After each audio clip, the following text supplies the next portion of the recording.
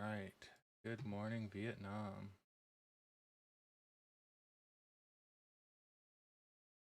Sorry for that slightly late delay. Wait for more people to get in here.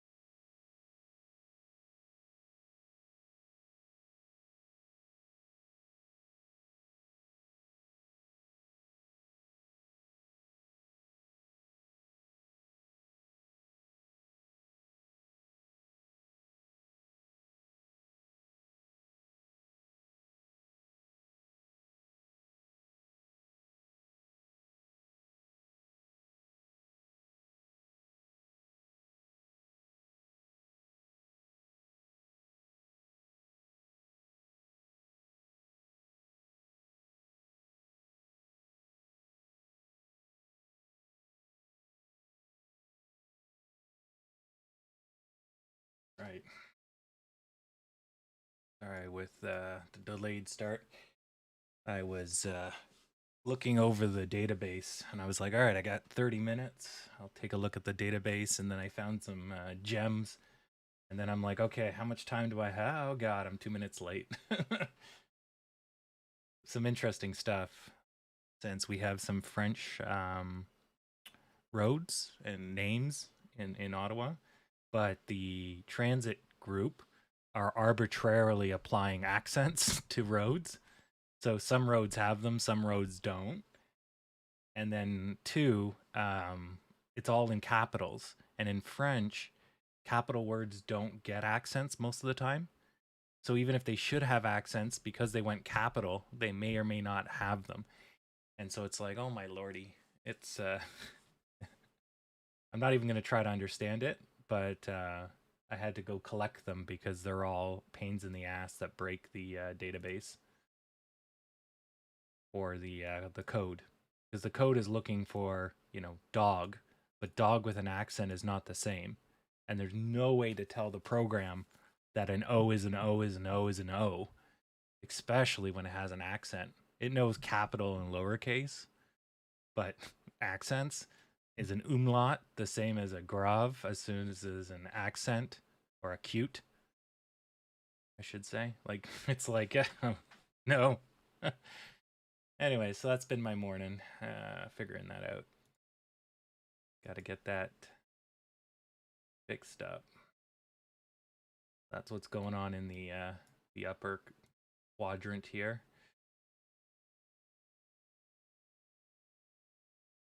Gonna leave up our bets to see where we see where it lays. Get some lemon zest in there early in the day.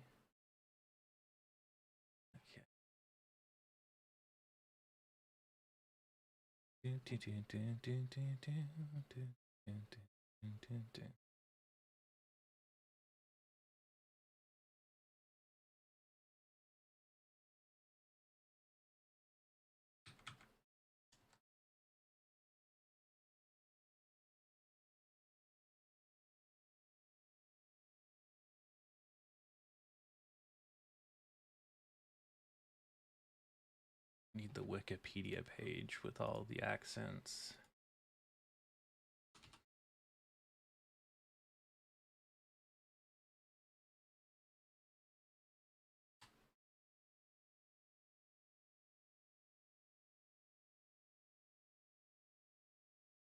Okay, they're diacritics and ligatures, apparently, as it's called. Oh, I just need to implement this table. That works.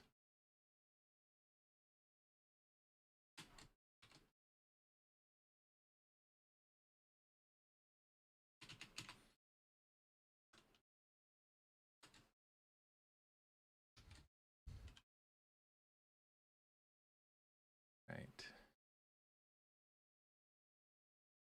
A-E.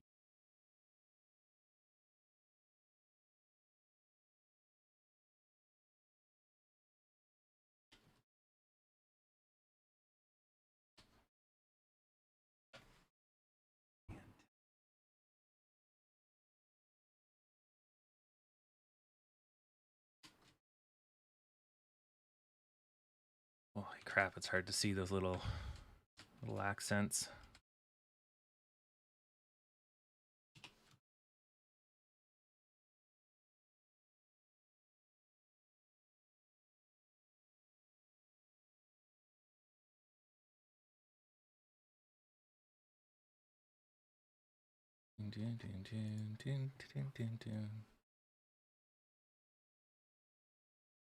Oh, realized I can't see the chat window.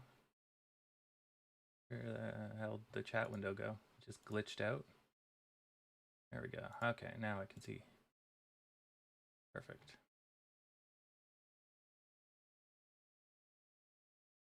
All right, well, thank you for showing up.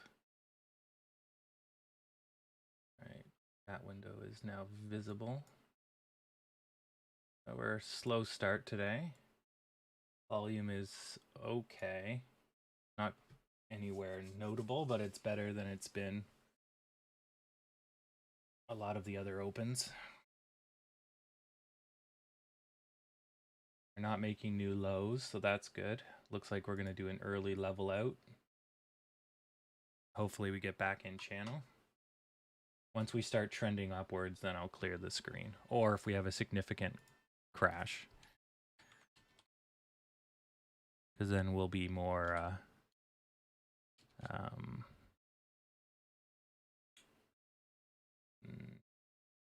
yeah, I don't know how to say that. If we have a crash or a significant up, we'll be doing something different. So the stuff from yesterday won't hold up. But until we see that, we don't know. Yeah, that's a very easy way of putting it.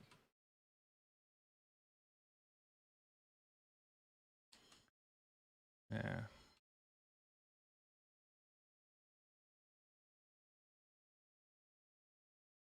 Guess I could have said the data would become irrelevant. And that's when I'll clean the screen. So I could have said that.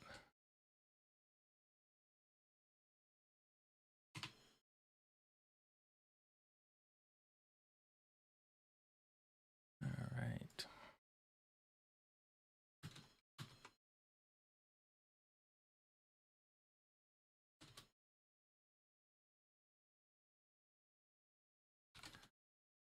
All right. Purge out the French, English. Only lol speak fives. All right.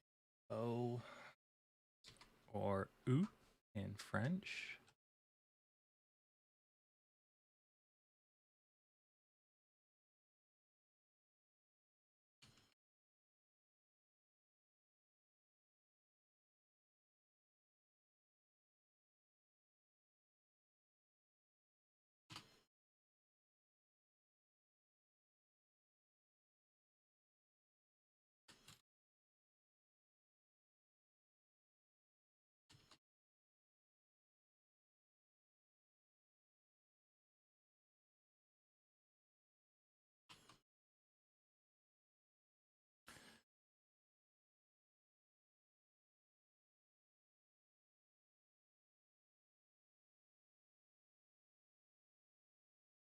Almost done.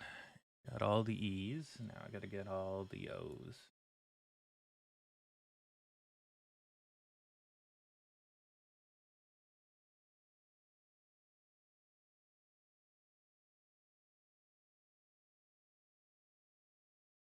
U and sometimes Y. Oh, what a pain in the ass. So it looks like, yeah, we're going back for channel. Nice. All right. Excellent. Yeah, I had a funny feeling because it started off kind of bad, but because we had a nice pushback, and then the next one was not anything new, and the next one after that held, I was like, I think we're gonna get it. This showed a little bit of weakness, like too much weakness for my liking, but we managed to, deke out the opposition right there. That's good. And once we get back to channel, it'll be like I said yesterday. So This here is kind of like a sudden breakdown, which is kind of shit. But it is getting close to the end of the day, and the Dow did take a turnaround. But if we're back in channel, then we're probably going to latch up kind of like this. It'll just be moved over to here. So what we'll see is probably a wiggle, wiggle, wiggle, and then we'll start going on this kind of direction, at some point. So anyways, so this is the medium term picture, and the short term is moving to fit the medium term. Because as I like to keep confusing you with, the now makes the future. Sorry. Yeah, the now makes what's going to be the past. So the future or the now defines the past, but the past also defines what is possible or likely to happen right now. So your history makes your future history, but it's both ways. And so it's a little confusing to wrap your head around, but once you do, it makes a lot of sense. So you need both to be in agreement, or you got something wrong. If you know you're going to be somewhere in 10 years and the person ends up being dead in 5 years, then something's wrong. Your long-term picture estimation was wrong, or your short-term he's not going to die. Your short-term position is wrong. But if all things are true, and you see that he's going to be here in 10 years, then in 9.9 years, he's probably going to be on his way there. And if you know he has a car, a house, and whatever, you can then go back and say, okay, he has to start working towards that. Because we know where he will be. We just don't know how he's going to get there. And that's often a lot in the stocks as well. We know where we're going. We don't know how we're going to get there.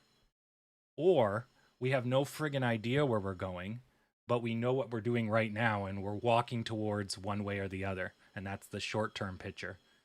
So it's like, the fuck, we know where we're going. But the more you have history, the longer your stock's been running, then you develop a personality. And so then what you can do or what will happen or what is obtainable to you is minimized. The stock can't just triple overnight if nothing changes, right? So you're limited, and so therefore your past shapes what is possible in the short term, and then you can use the back and forth to make decisions. So, anyways, yeah, I'm a very short-term picture kind of guy, but you have to keep in mind the medium and the long term as just your point of reference. Yeah, because if you don't, then you're gonna get blindsided all the friggin' time, and that's not a good way to trade. And you'll miss out on big trades due to short-term turbulence.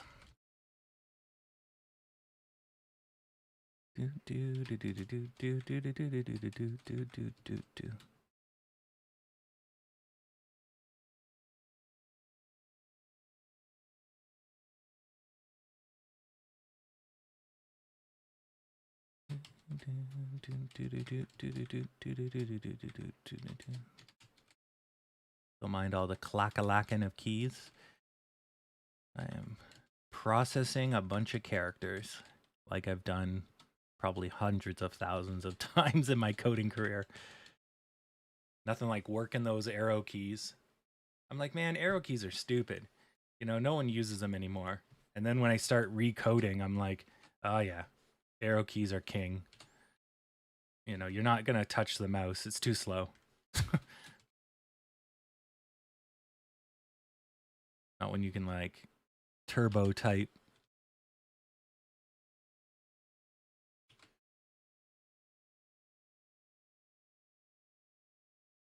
Just like I also started using my hotkeys on my gaming keyboard again to, in this case, execute code.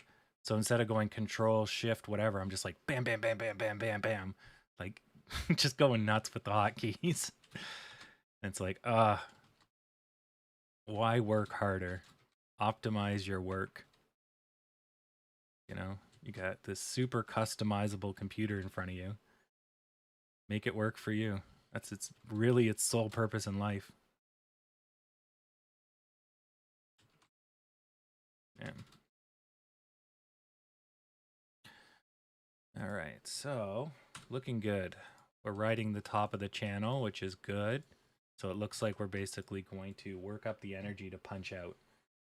So you see here, we got to the top of the channel, like literally. Couldn't get through. Well, we went through, but we couldn't really get through, so we got rubber banded back. And that's common. You know, it takes a lot of energy to get through this line. And we never stopped. We never hesitated here, so we have a very high risk of being pulled back. And you see this green, right, pulled us back almost 90%. And that's the reason why. You didn't pay on your way up, so you gotta pay. You know, rent's due. And so going forwards, same thing. We're going up. We didn't hesitate, so we get pulled back. And it's a, you know, these lines do have stiff resistance for the most part. So generally you go back to the midline. Now, if the channel is huge, you may not go back to the midline, which gives you a good chance to, you know, break out. But if the channel is tiny, then that little bounce, you're so close to the midline, it sucks you in, which is really what happened here, more than likely. Yeah, if this channel was like maybe this big, then we would have probably bounced about half this, or, you know, 80% of this, and then immediately went up. But because it's so short, you know, there's suction around this point. So here's maybe where it wanted to go, and then it got sucked for the rest. Yeah. But the key thing to take note of is that it touches the middle line and doesn't go under it. Or if it rides the middle line, it doesn't ride for long. And then that's your indication that it's just doing its thing. So for us, this looks good. We already got off the middle line. We're heading upwards. Everything looks good. So we'll probably go attempt breakthrough. And then if we get the volume surge, we'll go through here or here. Off we go. And then we're going to try to make our way to 42.40 with a stop at 41.10. Let's see that. So this is going to be our moving line of scrimmage. And we got, we hit our, so we broke through and we hit a resistance line. And so the combination of you owe me money and another resistance line, that's too much. And so that's what turned us around. That makes sense. That's usually what happens. If you're flying through, it's the first speed bump, and then it's like, no, because, you know, you need that little bit of catalyst to turn the boat around. And same thing when you're crashing. If you're just crashing for no reason, it's the first bump, and then people are like, okay. So you get, you need a catalyst. You need something to slow you down or turn you around. Yeah, good. Will be a better day, it looks like, so far. Ahoy, Mr. Nicholas. Or as they say in French, bonjour, monsieur. Nicolas? Nicolas? Nicolas. Nicolas. Saint Nicolas? Yeah. Or as they say in French, ha ha ha, welcome. Yeah. Yeah, I know. I know. My viewers are completely tied to how well the stock's doing. If the stock's doing really well, we get close to 100 viewers. Like, it's all right. I can't blame people. It's, especially if you're new to stock trading, it's very hard to watch a stock every day, especially when it's not making you money. C'est de it's silly French. Although Canadian French is outdated. It hasn't been updated in like 30 years.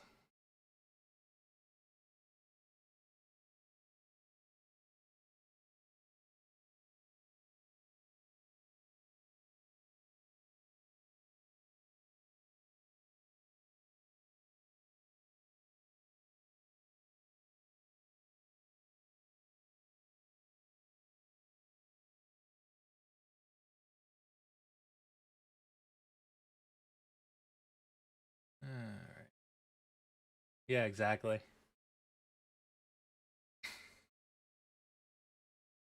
Yeah. Yeah, or at least there's your push through. Stock won't become rubbish or have red from people working. People not working and having to use their money, which means they have to pull them out of stocks. That will cause a stock to go red. But the volatility, the lack of volume, right? That's very indicative of people actually going back to work, back to offices. Yeah.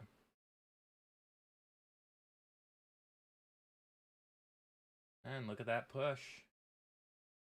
Pew pew on our way to 4180.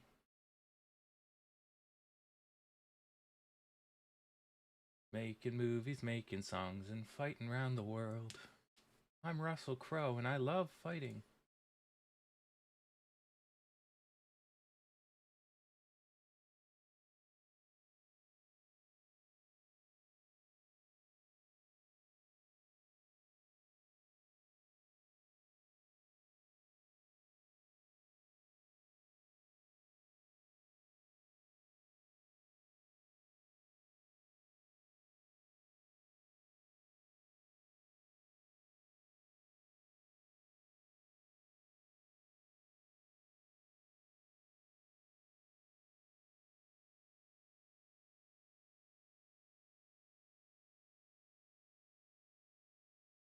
Do, do, do, do, do.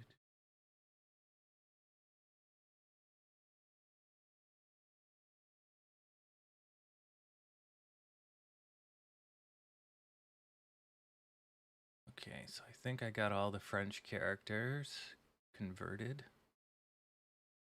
Okay. So now, uh, for each.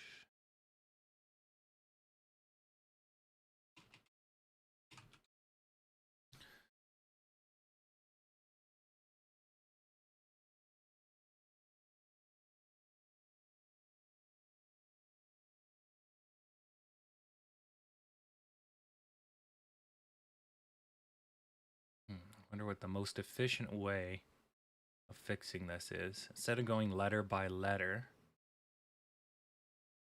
I guess go letter by letter and go, does it include, does it include, does it include?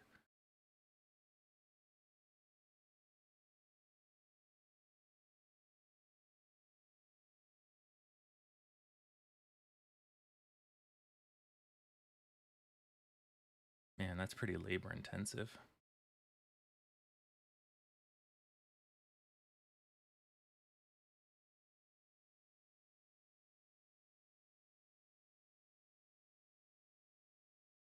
Guess that's what I gotta do. So for each element,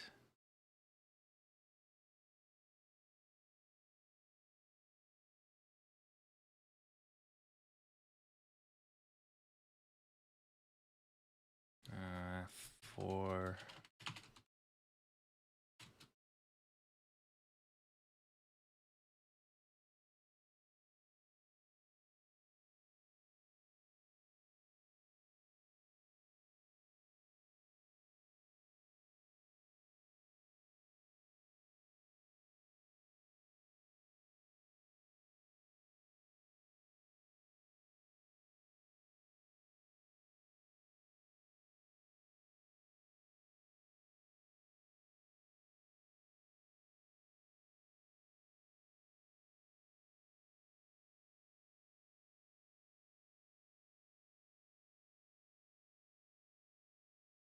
hmm,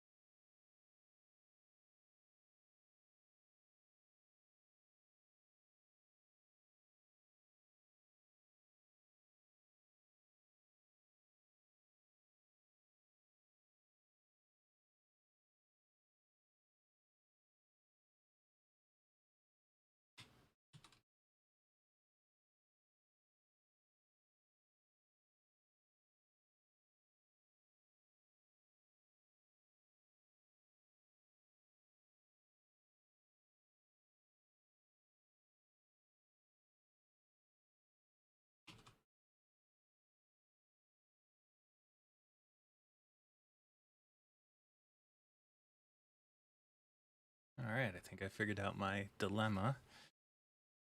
So, for each letter in this list, look at the other list and replace letter A with letter B. Yeah, that's pretty straightforward. And the replace letter A with letter B will probably search the whole thing with like witchcraft math, and it'll be way better than anything I can do. All right. So, and then return.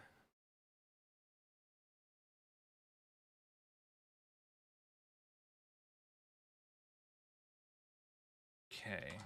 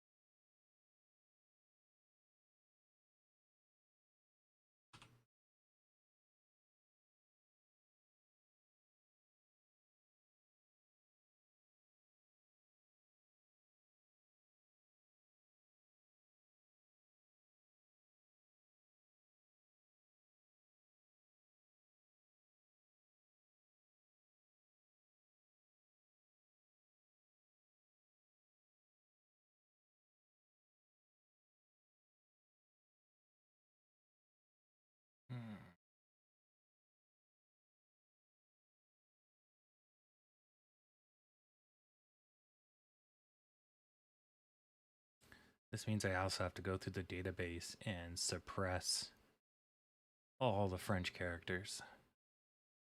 Oh, that's going to be a pain in the ass. I better write that down before I forget. Need French suppression.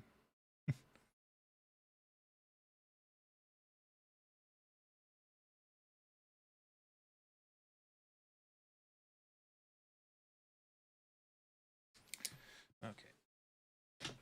Perfect.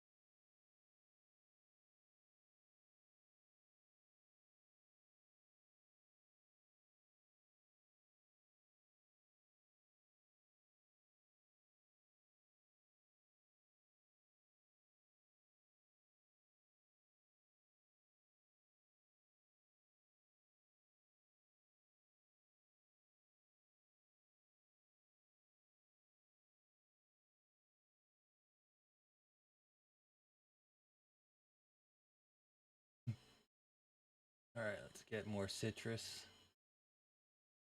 Keeping us in channel. All right. French substitutions.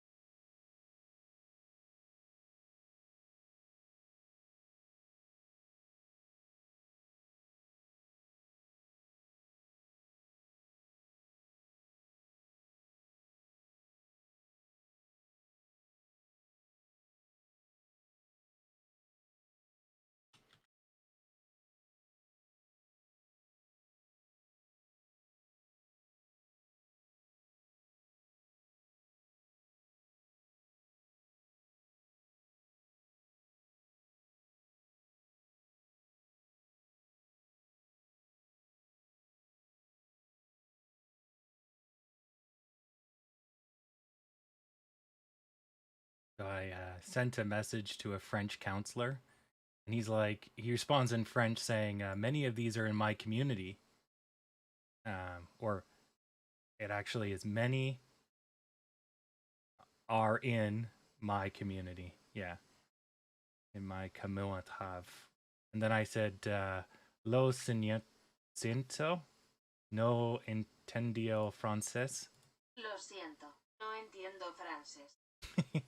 I don't understand French. I'm sorry, I don't understand French. Give it to him in Spanish. I normally say I don't hablo the francés or frances. Francais is French for French. So you mix it up and people are like, "What? Yeah." And they have a small stroke.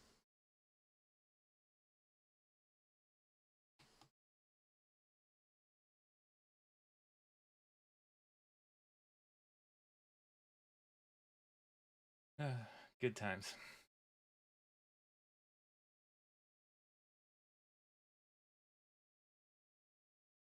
Could be gearing up for 10:30. 60% of the time it works every time. That's a valid statement, you know? The claims that Sex Panther makes, 60% of the time it works every time. Well, that's, you know, 60% of the time. So, 2/3, let's say, it works 100% of the time. So it's like an unnecessary statement, but, you know, it's valid. It's perfectly valid. And then the follow up question is, okay, the remaining 40% of the time, how does it work? Well, that wasn't specified, right? So 60% of the time, it works 100%. And 40% of the time, it works at 10% capacity. Or seductionness, I guess, in the case of Sex Panther, which is quite pungent and I'm not going to lie, smells like pure gasoline. Oh, stings the nostrils.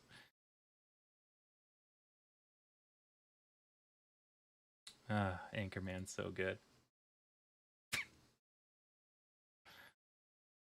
Man, I used to quote that all the time. So someone would come by and be like, walking, be like, "Oh man, that's quite pungent." And then one of my friends would yell from like across a supermarket and be like, "It smells like pure gasoline. This is worse than the time the raccoon got stuck in the photocopier." Just taking my pants back to the pants store. It's the pleats. Mr. Burgundy, you have a raging. Oh, no, it's pants. Just taking it back to the pants store.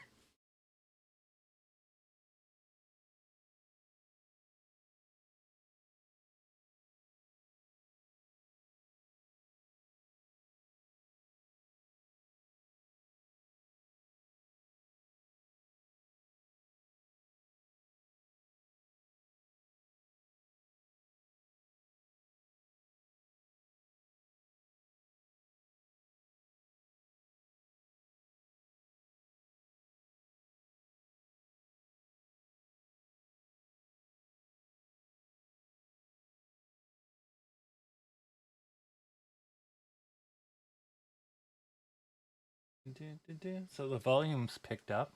That's good. We're over 10 million by 10 o'clock. Doesn't look like the volume's picked up, but you can see the volume's stronger than most days, right? We got these really high surges down here. Let's slow wipe the screen. So you see the volume, how high it is. That's what's given us the most, this little push, given most of our millions. But normally by 55, we've kind of teetered out to nothingness. So it's good. Good. Okay. Yeah, see, without all the lines, it looks like a whole different world here. So I'll put back the, where is it? That's in the lines. Put back the regression trend. This one.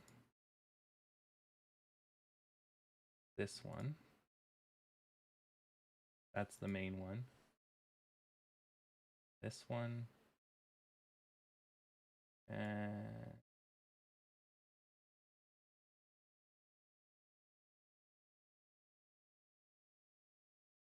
let's get a more macro one.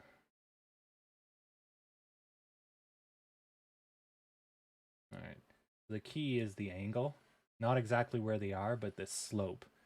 So what we're looking at is the slope of the line. And we're trying to see where that line's going to be emulated. Now, when the lines are very close to each other, or the channels are very close to each other, they can go and latch into the old channel. And that's when the short term meets the medium or long term. But for things like this that are so far away, like this one, right? We're looking at the slope, which is 86. And we're going to see if, other slopes like this one, 77, pretty close, right? Where and this one is 87, right? That's even closer, right? I mean, these don't look the same, but apparently they share a very similar slope. But it's distortion and all that. That's a 97. No, that's an 87. So 87, and this is an 86. So they're pretty similar. But yeah, you get distortion because of the way charts are over time and all that sort of stuff. But anyways, we're just trying to look at the slopes and try to get an idea of whether they're going to trend together.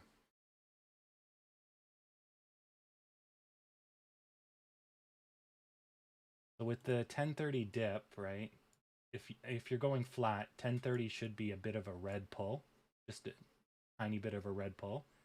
But that doesn't mean you can't be leading into the red pull, then the red pull, and then the recovery.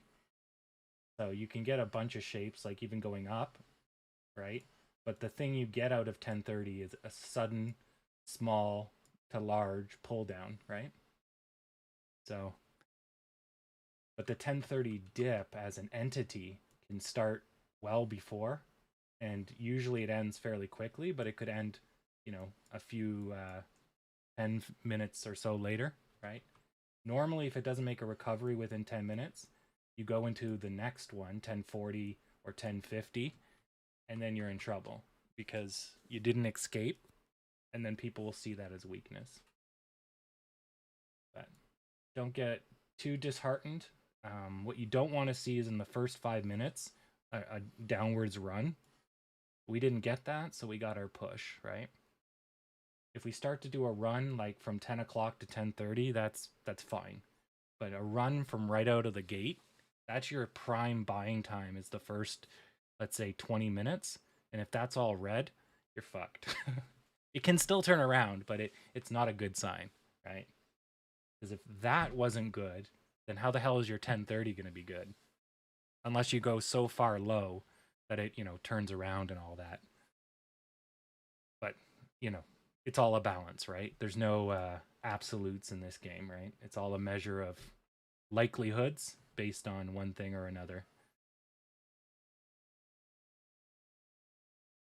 Holy crap. Adele is worth $1.5 million a day. Holy fuck.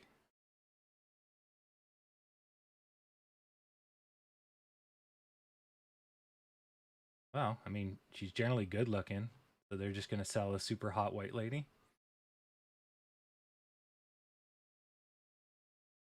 Man, I thought Asians were popular.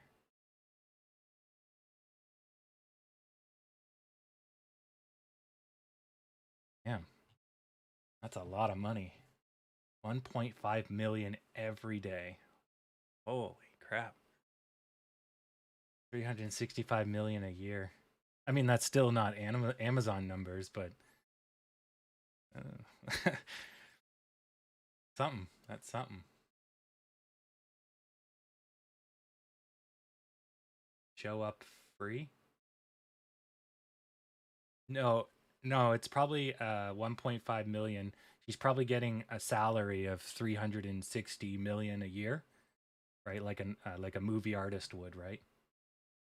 She could be. But maybe you're right. Maybe it's just let's go see where they're getting their 1.5 million a day.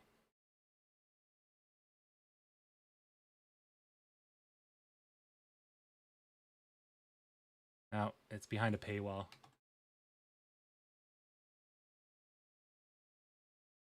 Yeah, she's pretty high up there. Adele's net yearly worth, yearly salary, let's say.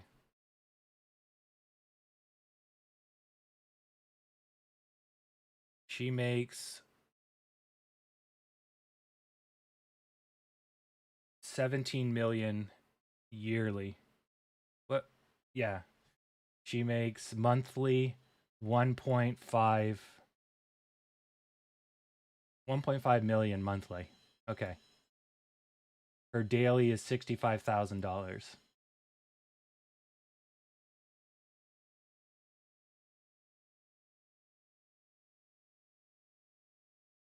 But that's based on May 2020.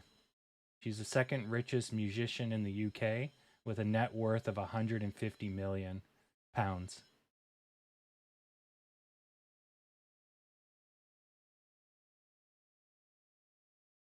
Still, 1.4 million monthly is not bad.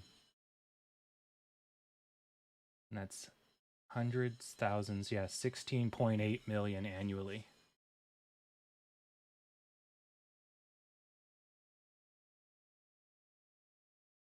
Yeah. Yeah. That's a lot. Well, I don't know. Well, UK tax, yeah, it's about 50%. Like, oh man, I made $10 billion. You mean we made eight? Oh.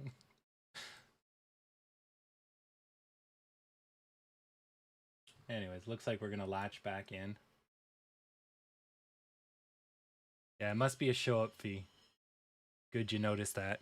Because I was like, wow, that's a lot of fucking money. So what they're saying is maybe, or actually, two, she might generate $1.5 million worth of consumption, right?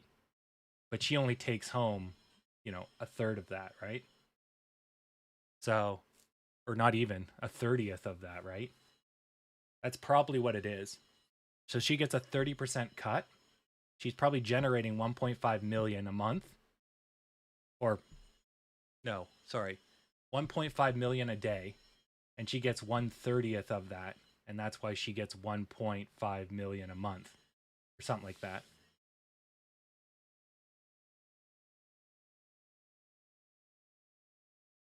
Jeez, 100K for 2 hours. I mean, 50K an hour is not unheard of for artists. I know a guy that has a fee like that, but they only pay you for the time you're playing. So the money that they're paying you includes the time for you to get there, travel, all of that, right?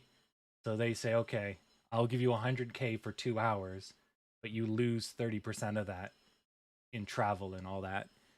And that's why the numbers are kind of redonkulous. Yeah. Yeah, because when I first learned about what people get paid, I'm like, holy crap, you know? And then you realize, yeah, but everything's bloated, right? I got to pay a driver, I got to move my stuff, and then my driver has to drive my friends who have friends, and I got to move my house there and get a hotel. And it's like, okay. Oh, yeah. Tiesto? Tiesto ain't showing up for free. But that's good. Tiesto's actually not too bad. He'll show up at medium-sized venues, small venues.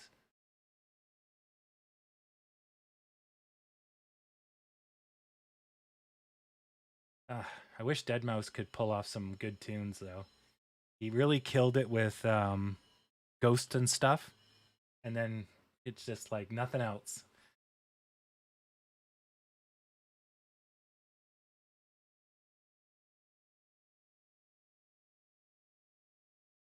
Dun, dun, dun, dun. It's all about relative south. Like the market is curving, right?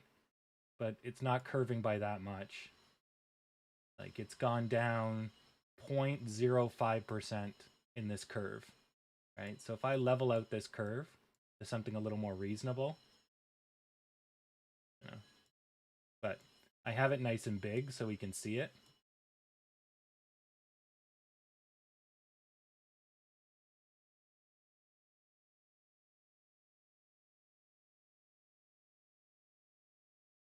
Yeah, yeah, that's what I hear about people that know him. I think I met him online once before he was famous. And I'm just like, what a silly name, Deadmau5. And then he started releasing stuff and it was like, meh, meh, meh. And then he got himself on Need for Speed Underground with Ghost and stuff. And it was like, boom. He's just gone. And I was like, all right. But I mean, the guy has skill. So it's just a matter of someone finding him, you know? But I think I do remember him when he was, I'm like, Deadmau5. Like, why would you name yourself a Deadmau5? But, yeah, it works. Yeah. Yeah, I know exactly. It's like all things in life, you know. If what you have is good, it's just a matter of people to see it, right? So if I provide a good quality stream, which I don't, it's just a matter of getting out there and then having people, find it, right? And that's the balance. You know, if shit can sell, garbage can sell, great and good will sell itself. But, you don't have the visibility half the time. So you just got to make it until you, or fake it until you make it, right? Kind of deal. So, anyways, good stuff.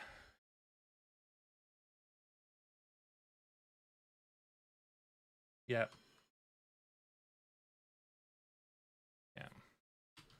Yeah, marketing is definitely everything. If I really wanted this stream to be famous, I would just have to be on Reddit more, write posts, get my name out there, right?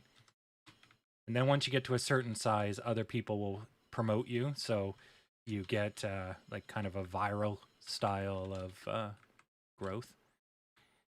But that's a lot of effort. And I want to focus on other projects than stocks. Stocks are still me making money for myself, with you guys just kind of tagging along, which is cool. But as soon as it becomes work, you guys aren't paying me. And it's like, I don't need extra work, you know? So, anyways, you get what you get. Low quality stream. But it's easier on me. And if it doesn't work, then it is what it is.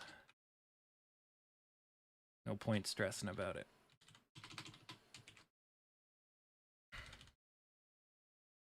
Okay, I'm just gonna clack these keys. High speed text editing like a boss. So you tell me you wake up every morning, do something, screw a fish, and then die. No doubt. I see. I'm a boss. Yeah, we got that.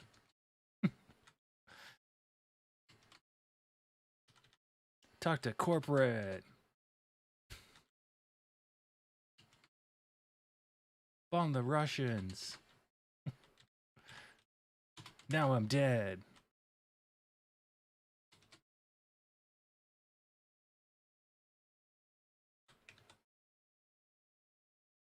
Oh, it's a giant fish. That's what it is.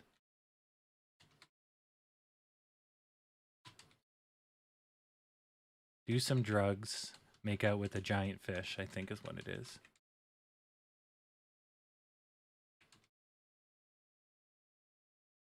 Eat a pizza. Things in there as well. Oh, all right. There we go. All right. Holy crap, that was a lot of words.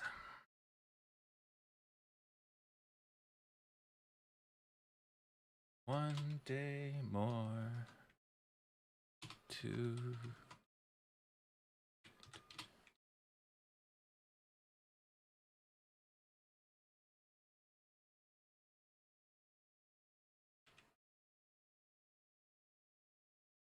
Okay.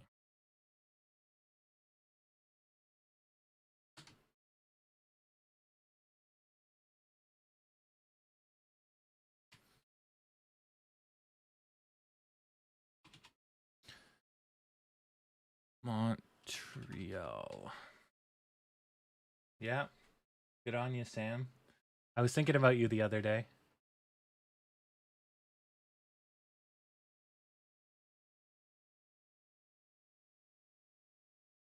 Yeah, I think we'll reattach to the line. We're just working our way there. Just the ebbs and flows of the market.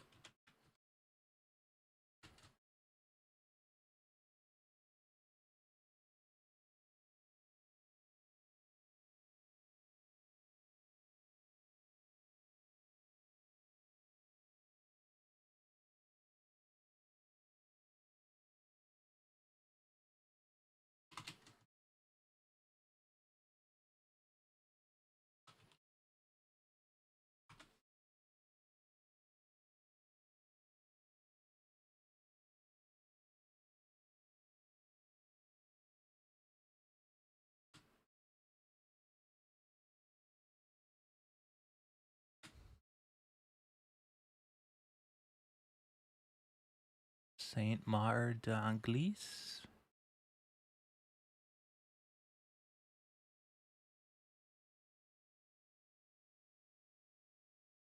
All right.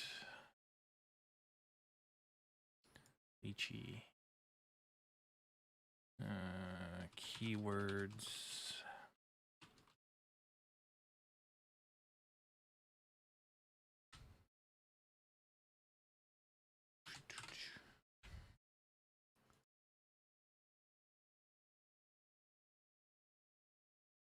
YYCEE.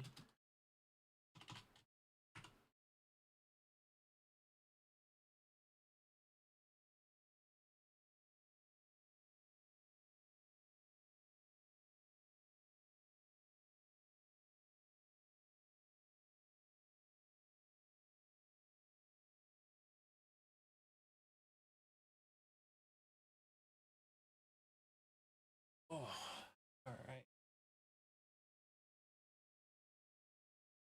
So once I think probably by the time we get to 45, I'm going to go try to cook some breakfast. Since I haven't eaten since yesterday. Oh, geez. The lawnmower's outside, and it just ran over, I think, some dog poo. Oh my god, my whole apartment now smells like shit.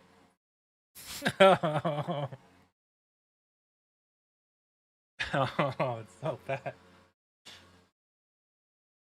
Oh, oh, that's brutal.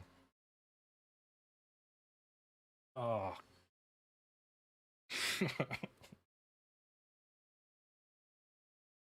Wow, there goes my hunger. Oh, that was bad. Wow. Yeah, that was a sudden gas. But anyways, yeah, I'm gonna make an attempt to eat, I guess, in about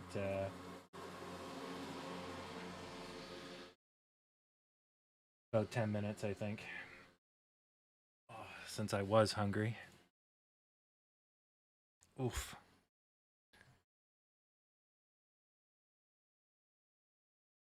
Ah, oh, it's nasty.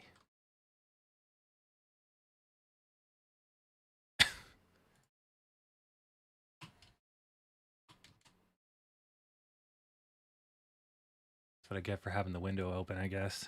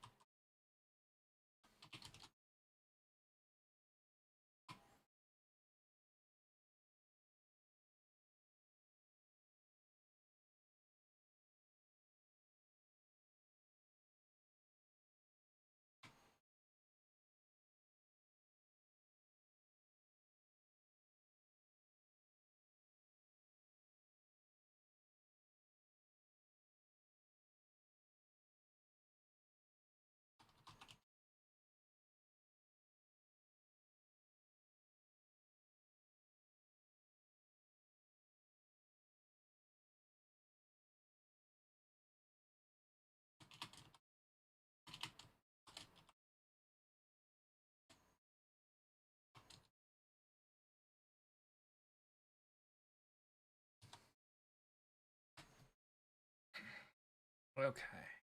Frig, I got that done. Crap. That's what, 50 words? Times 2, 100. Times 4, 5, 6. Because I have to do custom stuff. Jeez. Pain in the ass. So yeah, it looks like we're going to drift up and latch back in. It's just going to take some time.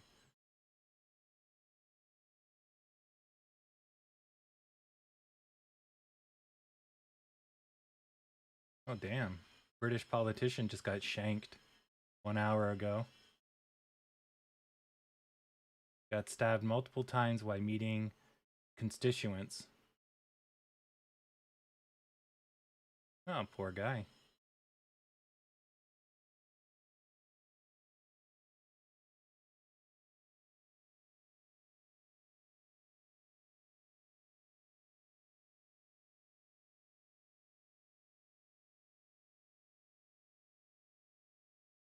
Got shanked outside of a church, it looks like.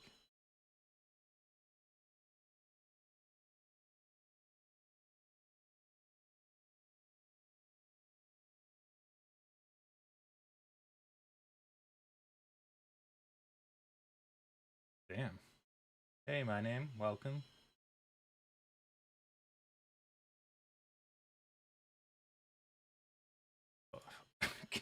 I'm somewhere between hungry and super nauseated. If you weren't here about 5 minutes ago, my name. I'm on the ground floor of my apartment, and the lawn cutter went over some dog poo and just threw it up in the air. My whole apartment just reeked of dog poo, like fresh dog poo. I was in the process of saying I'm gonna go make some food for breakfast, and oh my lord. It's still lingering. It's not as bad, but yeah, good morning. Yeah, literally. Yeah, I'm somewhere between really nauseated, but I'm like, is it because I'm hungry or I can't tell? uh, yeah. Oh, what a nasty smell. And dog poo's the worst. It's like the most rank.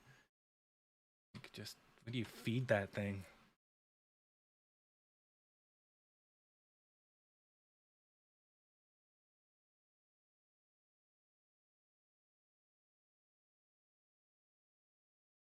Happy Friday. Yeah, it's a good Friday. Every day above ground's a good day.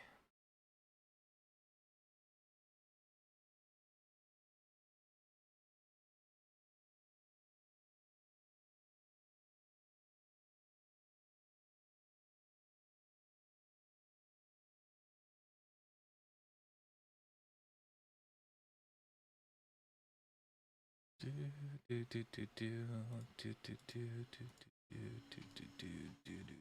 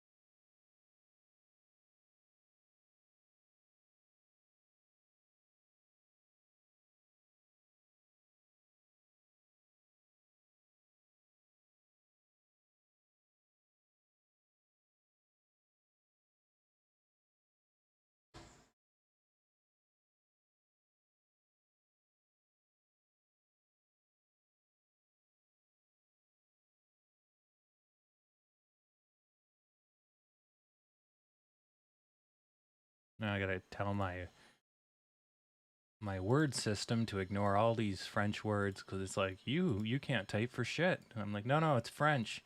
Whatever you say, shitty English. Oh, should realize as soon as I start using friggin' Asante goos and shit, just ignore the word. I'm evidently not speaking English.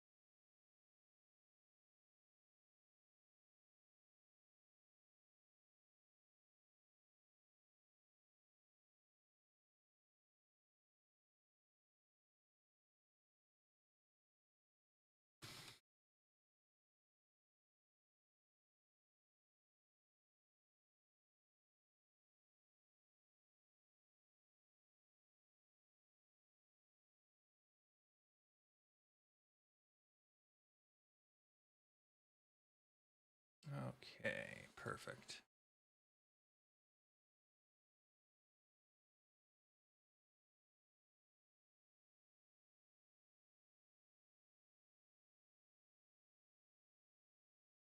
Oh yeah, I've been to Quebec many a times.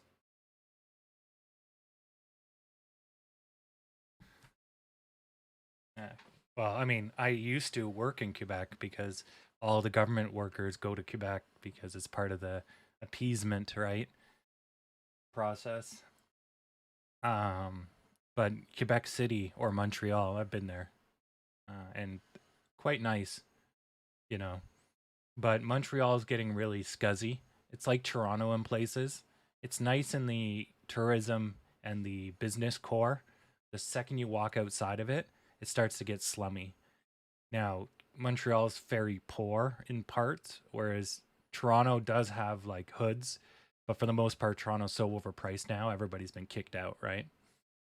But like your Jane and Finches or your community co-ops, Montreal has lots of decaying buildings, and like I watched, there was one building had the whole side blowing out, like it just got bombed. It's like what the fuck? There's a half bombed building, right? But they're demolishing a building and then they go on a 4 month break, and it's like fuck, like, oh well, we did all we could. It's so weird, you know just uh, interesting to see.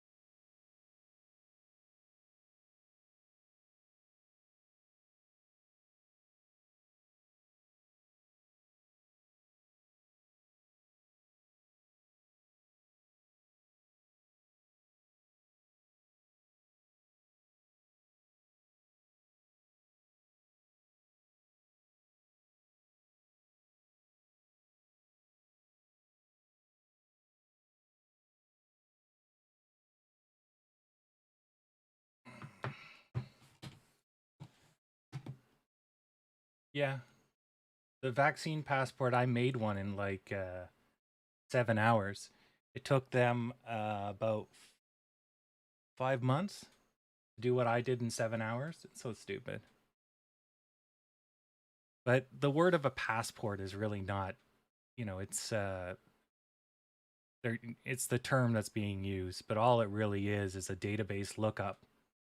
It's like it's proof of. But the thing is, they don't care, right? The whole point is, it's not going to be enforced. It's just saying, like, okay, look, if the person doesn't give you a driver's license, don't serve them alcohol. Yeah, people are going to drink behind buildings and kids are going to steal beers. But the general concept here is please don't give alcohol to minors or don't fill up a room with unvaccinated people. That's the objective, right? So, anyways, it's nothing to be kind of up in arms about. People like to gaslight everything. But it makes sense. It's an easy way for business to say, "Look, I tried, I asked, you know, and there's basic proof. Done." And in cases where it is important, like I can't let you in unless you can prove. I don't want to let you in unless you prove, right? Those cases, now you have proof. And if you lie and fake to me, well, fine. But that's your bridge to cross, right? So, yeah, just like you could lie about having an airplane license, right? It's not going to stop you if you really want to. It's just a layer. So, now, I doubt they're going to enforce them. Why would the cops go around and shake people down, right? It it would just be enforced as in, look, if you run a business, you need to check. If you don't check, then you're going to get in trouble. But for the public, it's not going to be, they're not going to be cops hiding and saying, haha, did you sneak in with an ID? Like, they don't fucking care. Yeah, no one cares. You know, yeah. Well, some of our police did because they don't, especially Toronto police, they don't want to be the bad guys. So as soon as there's anything that upsets the public, they're like, yeah, we're not going to enforce it. Except it's the fucking law. You don't get to choose which laws you enforce, right? They like to say they do, but at the end of the day, once it becomes law, your job is not to be jury and judge. Your job is to enforce the law, whatever the law may be. And so they'll step in line after they pretend to be pissed off. The vaccine mandates pushed out by Ontario Health, it can be law. Yeah. Oh, it's a man. They just word it as a mandate. Yeah. But if they really wanted to, they can use the emergency powers of the existing law to enforce it, right? Well, bylaw is technically a law. It's just not a provincial or federal law, right? But a bylaw is within a scope of a bigger law, right? Just like a mandate needs to be within the bigger scope of a bigger law, right? So if the bigger law is you can't go into a building when you're infectious, right? Then subsequent derivatives are potentially covered by it, right? So, yeah. Oh, just like, yeah, most signs on highways are suggestive, unless it says maximum. And just like they don't print the minimum, right? The minimum's not a suggestion, but most people, we never get there. Yeah. Yes, I know. The on ramp and off ramp signs are just your suggested, your vehicle will probably go off the road if you try to exceed this. They're not a mandatory, unless it says 30 maximum, you're not legally obligated to go that speed. Yeah, I'm well aware. But the spirit of the law is don't drive your car recklessly and kill someone. And so all the derivative stuff like speed limits and whatever, right? That's just derivative of the bigger law. We don't need individual laws for each and every friggin' thing like third world countries do. They're like, well, we got to have a law if the gum is green. Well, that's a different law. If the gum is red, different law. How about don't litter? Whoa, shit, you solved everything. Fucking Singapore. God, Singapore. What a weird ass place when it comes to laws. Yep.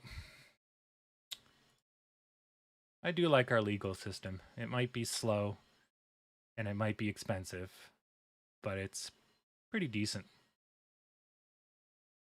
So far, so good. All right, so this is the French. And now I got to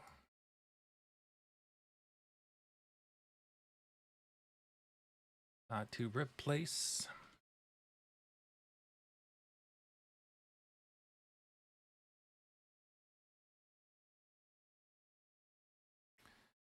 For each.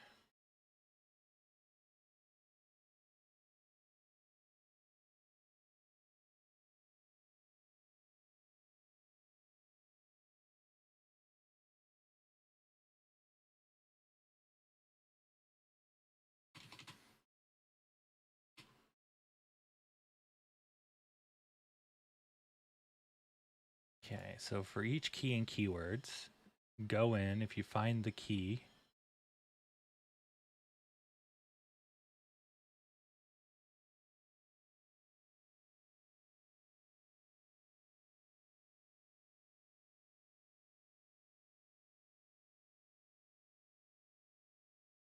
Yeah, I'll do it that way. Okay.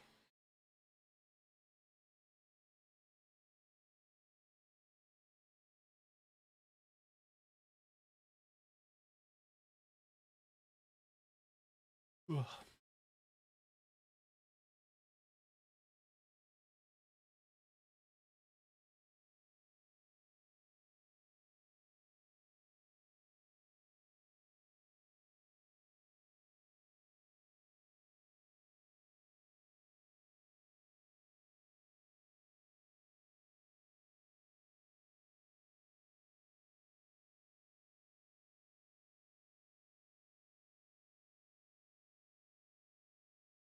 All right.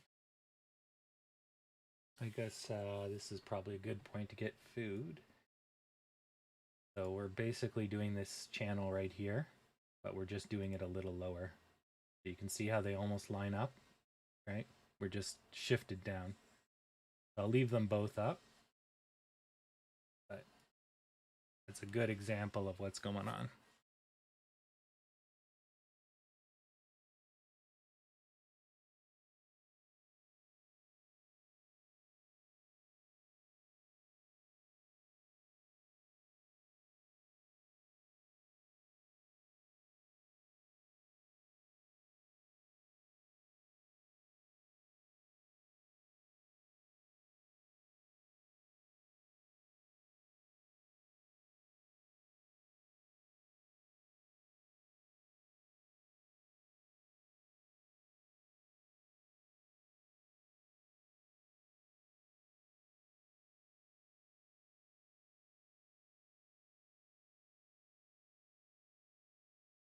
Wow.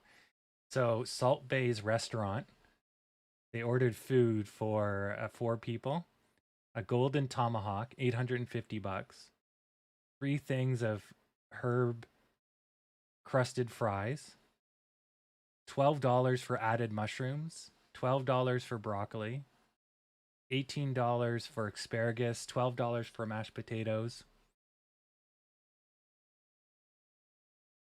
a Red Bull, $12, sparkling water, $8, $9.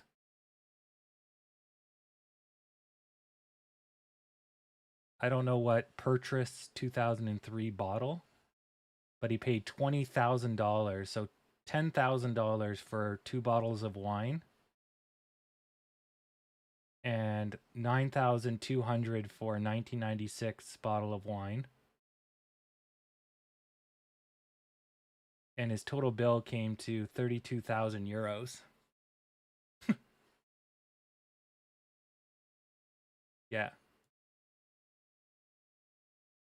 The hell, this guy doesn't know the price of things? Like,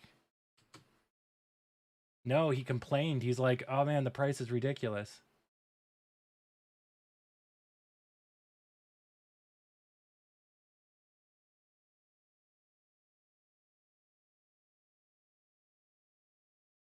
You spent 30,000 on wine. Yeah, 30,000 of the $37,000 bill on wine. That's not the restaurant being expensive. That's you being stupid. Yeah.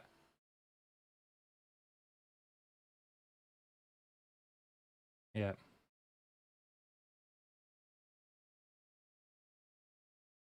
But regardless, if you're paying 7 grand for 5 pieces of meat, like silly. Yeah, exactly.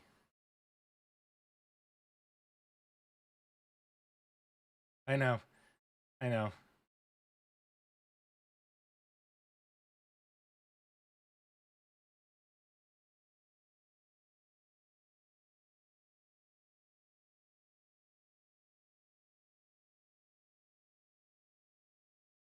So this is what cost them $850. Geez, for that price, I could cook you probably 30 of those. I'd probably say, well, maybe not 30, at least 8, probably closer to 20 if I can get them on bulk. I'd say something that big, and if it's good quality, would be close to probably 50, $60 a piece. Yeah, you might be able to, as a restaurant, get them down to like $30, maybe 20. Depends on how thick it is. But if it's like an inch and a half thick, then that thing's gonna weigh about 1.5 kgs, which is at minimum $15, up to 30, 40. Yeah.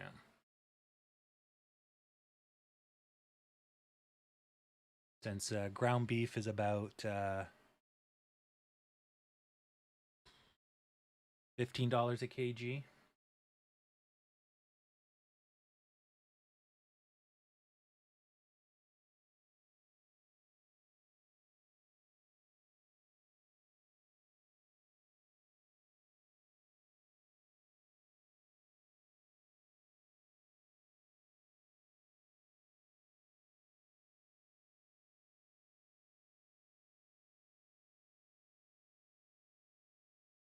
Mm.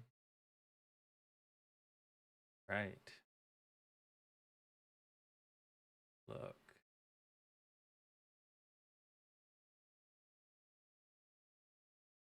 Oh yeah, I was supposed to go get food. Sorry, I just was checking Twitter and I got distracted by the bill. It's like, geez.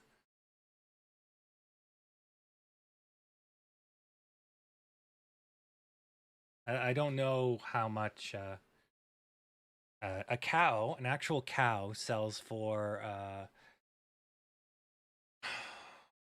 think it was just under $1,000 a cow, and then you can make probably 10, 20 times your money on that cow, right? And the more derivative you sell it, you could make even more money. Yeah. Yeah, well, I know what, like, let's say 10 years ago, my grandpa was selling cows and he was getting about 1,100 a cow. No, but that's him selling the cow to the slaughterhouse. The slaughterhouse then marks it up double, and then retail marks it up another 10 times. So it ends up being about 20 times his price. Yeah, because I could get, like, cause I think he was saying he was getting $500 for like 1,000 pound cow or something like that. And so basically it came out to being like 50 cents a pound. And then I'm like, except ground beef is like $5 a pound. And then I'm like, holy crap, you're getting screwed here, right? But everyone has to take their cut. Yeah, I'm second gen. So my grandpa, he had a farm. He did do crops, and then he just rural Ontario's garbage. So he's like, fuck it, it's just gonna be cows. So he just rolls cows. He had sheep at one point, but they're a lot of maintenance, and wolves eat sheep a lot. Cows at least can fight. They do get killed by wolves, but they can at least fight. Sheep, no, they're useless to compared to a wolf at least, or dingoes, or our variant, the coyote. Um, yeah, he had chickens, rabbits, bees. The honeybees were awesome. Man, honeybees are great. Those guys just produce and produce and produce. Like you get so much honey from them. It's crazy. Yeah, that's pretty good. Yeah. My grandpa has, or still has, 875 acres. But I'm glad my dad wasn't a farmer, and I'm glad I'm not a farmer. But I would like the land. But my grandpa seems to be on the out. He's got like it looks like terminal cancer going on right now. We'll see after the treatments. But if he gets knocked off, then the land goes to his sons. And realistically, I'd love to own the building, rent out the farm to like tourists. And he's on top of a hill, and you can shoot rockets like 200 acres. So I'm like, oh, this hill would be great for artillery. I could get a huge slingshot and fire like I don't know, anything, paintballs, you know, 200 acres. It's like, oh yeah, exactly. Easy. And that's the problem. So, but the land sea is not really valuable because no one wants to put houses on it. No one wants to, do all that, right? He did have an offer for I think just under 30 million because they were going to put up solar arrays. Yeah, exactly. Yeah, exactly. And since I'm a software programmer, right? It doesn't matter where I am in the world, right? So I could literally sit on that farm, you know, and do nothing with it and get paid by the government, you know. And hell, taking care of cows ain't hard, you know. The stuff you got to do to cows, that can be hard. Your hand has to go places no man should stick hands. But yeah,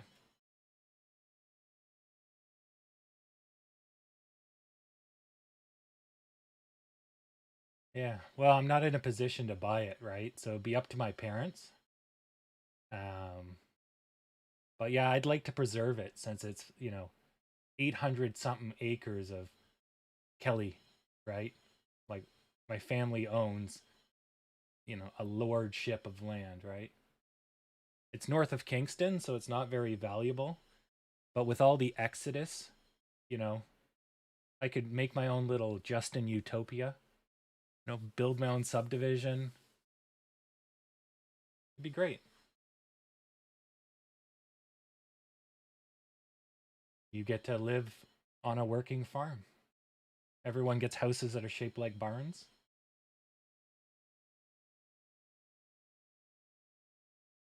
Well, that's what we've done so far. Um, Now, a lot of the land is like unusable. To put a road or put a house on it would be, difficult. But if you planned it out, right, you could build, some form of almost like an amusement park kind of style, where the houses are kind of erratically spread out. You could pull that off, but you couldn't put down like a flatland subdivision like you see in the city. But yeah, and there's a whole bunch of lakes up north. And the best part of my grandpa's property is he's right on the rail line. So he has access to rail. So he's perfect for any industrial anything. And he's got the transmission lines driving right through his property. There's both rail and the transmission lines. And that's about as good as it gets if you're any type of industrial. So Yeah. But anyways, I'm getting sidetracked and I am now getting hungry. Now that my room does not smell like shits. I will come back.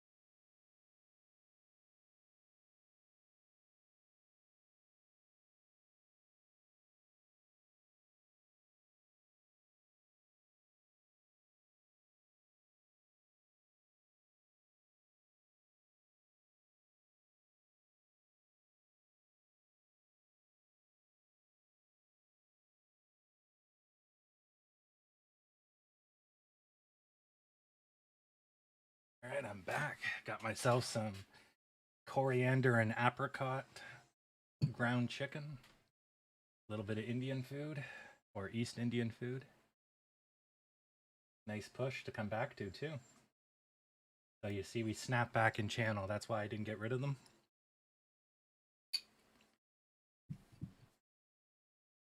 Now we should have some interaction right here because we crossed the lower blue line, which is right where my mouse is.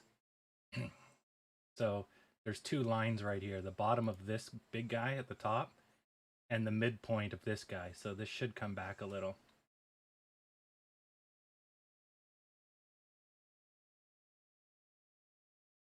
So if I delete this, right, we should see interaction on this line right here.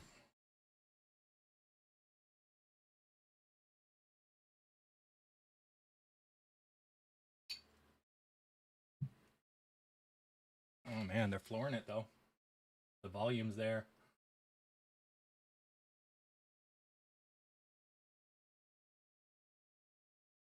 Shit, are they gonna break the ceiling?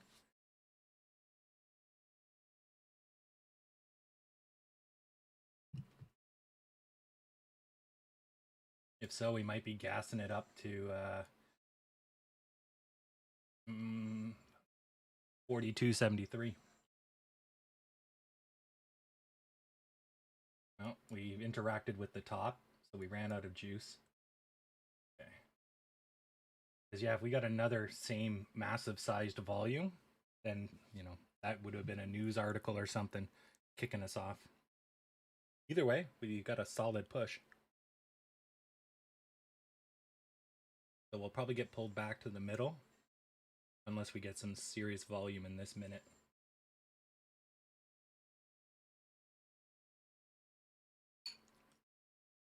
All right, so we got pulled back to the middle. So the next minute we'll go from the middle halfway up or all the way up. Hopefully.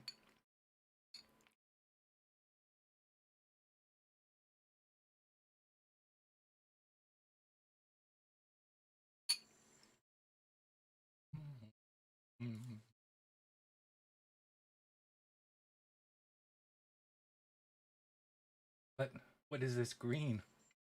I was born in the red.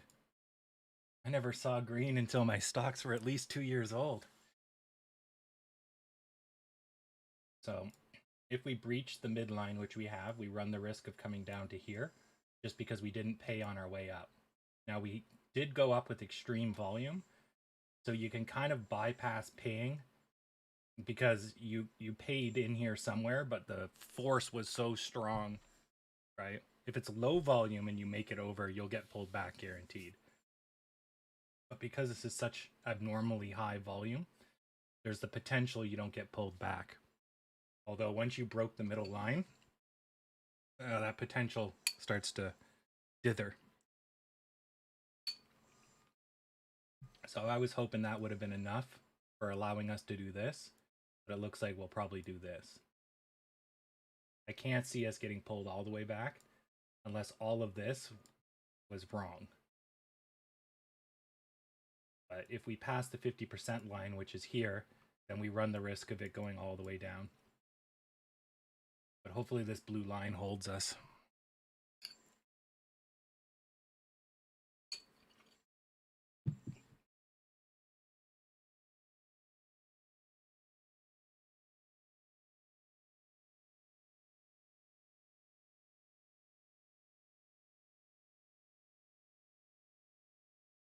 Yeah, 17, 26, and 09 are all support lines. 14, yeah, it's lower than 14 or higher than 14, but close. Close enough. So it looks like the blue line's holding. That's good. So hopefully we do a power end shape. It's looking good. For Friday, this is looking good.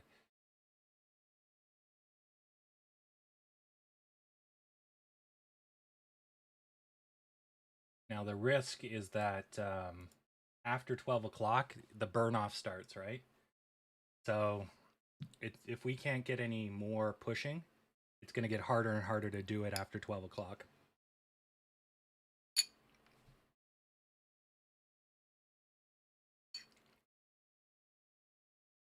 Dollar cost average.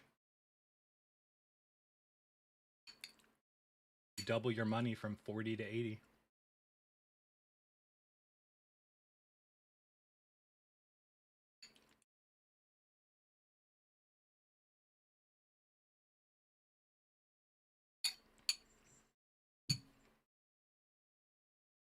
Hmm. Yep. Well. Yep.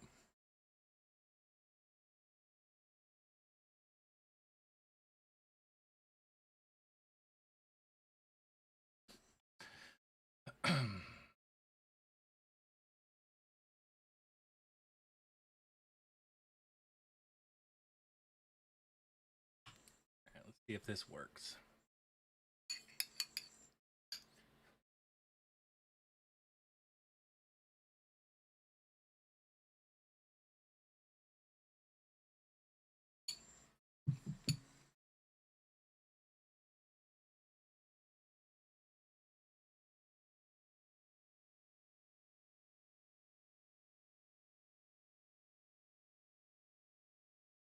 So I'm going to put back the old line we're now playing in.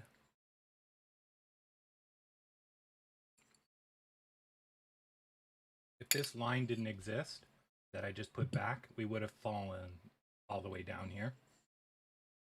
So we would have gone like this. But because we have the channel right here and the channel right here, you have both of these lines, the bottom of this guy and the top of this guy, holding the fort. So it's going to take a lot more effort.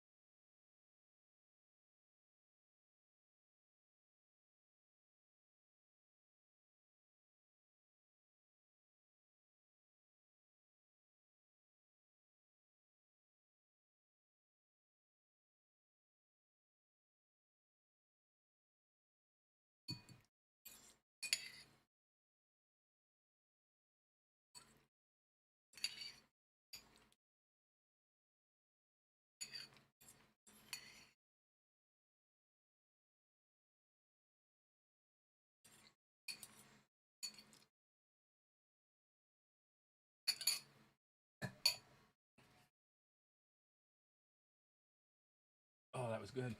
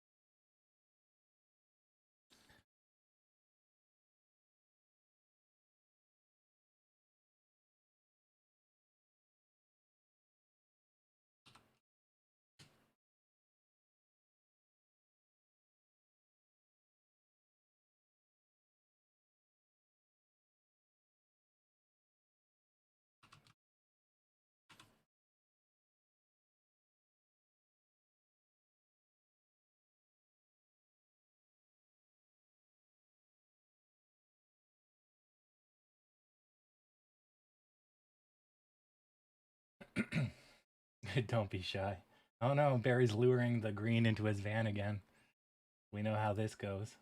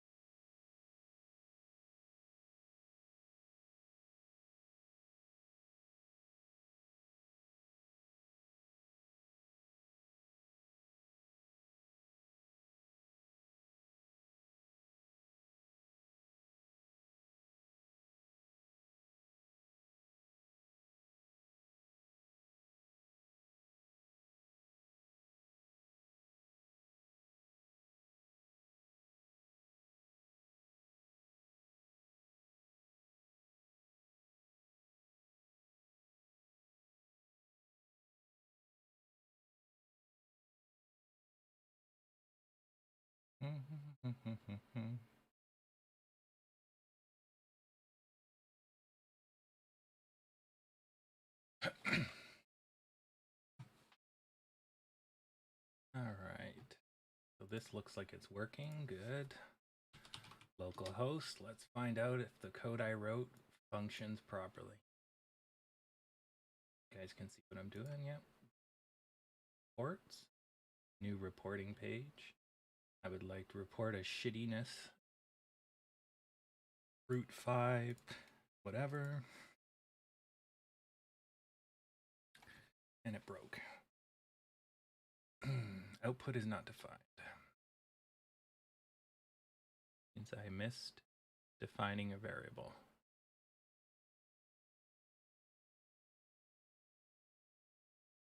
Yeah. Where the hell's this code?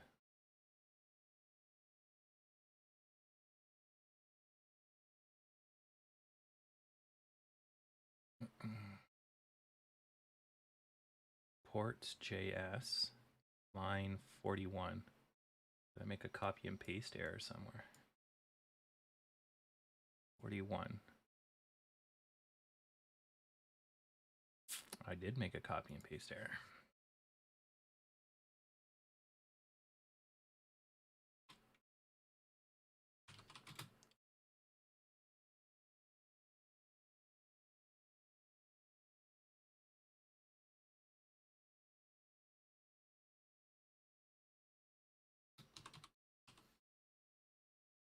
Do it that way.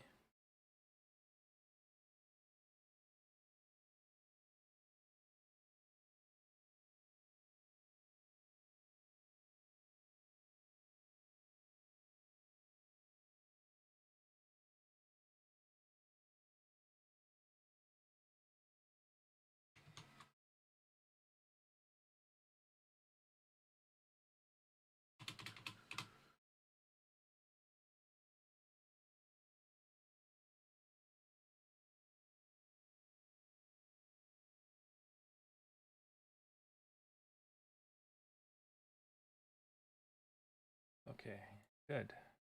Refresh. Have a Freaky Friday. Well, we're still on track for somewhere in here. That's still looking good, so we could get back in here. And then that brings us to 12. So we'll start our burn off probably, and over the rest of the day, and we might end up into the 40 60s or 41. If we're really good and we get ourselves up into the 43s, then I think we'll burn off to the 42 50s. But it's looking pretty decent. Not looking too grim.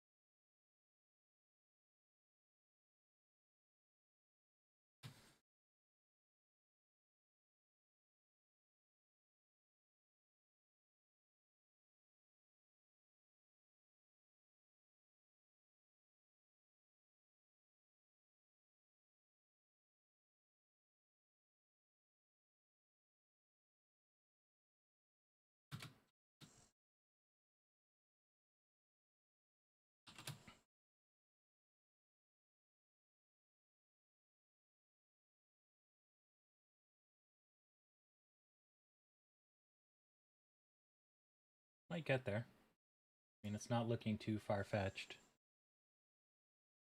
We're building a nice level and then a climb, and then the climb could get more steep. Probably once we get past here, we'll probably level here and then we'll break through. Or it might speed up when we break through. You will see. But up here will be the line to deal with next.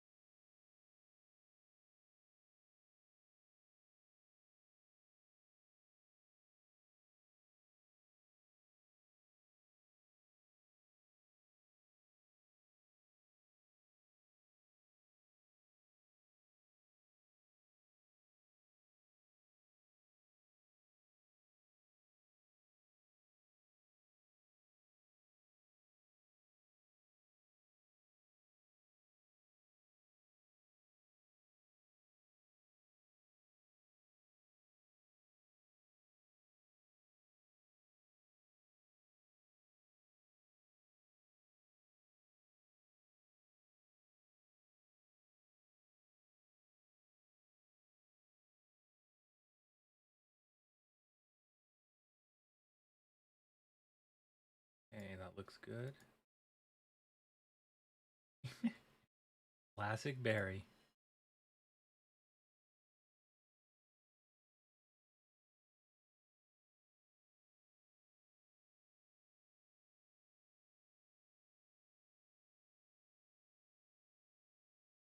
So what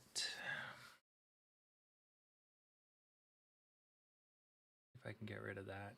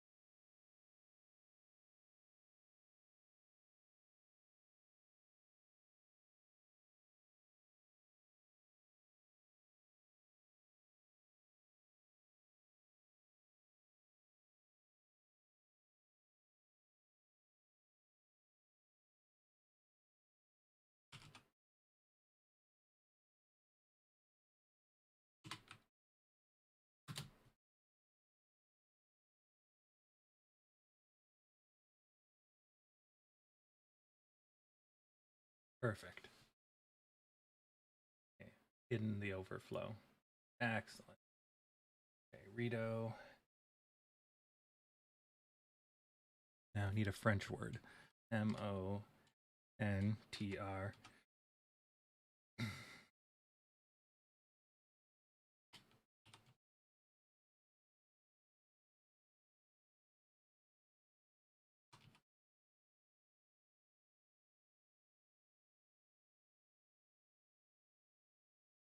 Okay, it looks like my code ain't working.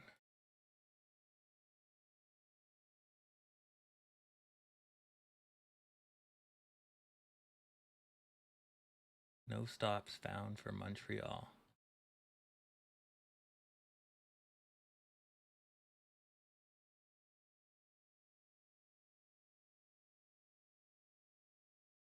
Have I done? What evil hath I brought? The.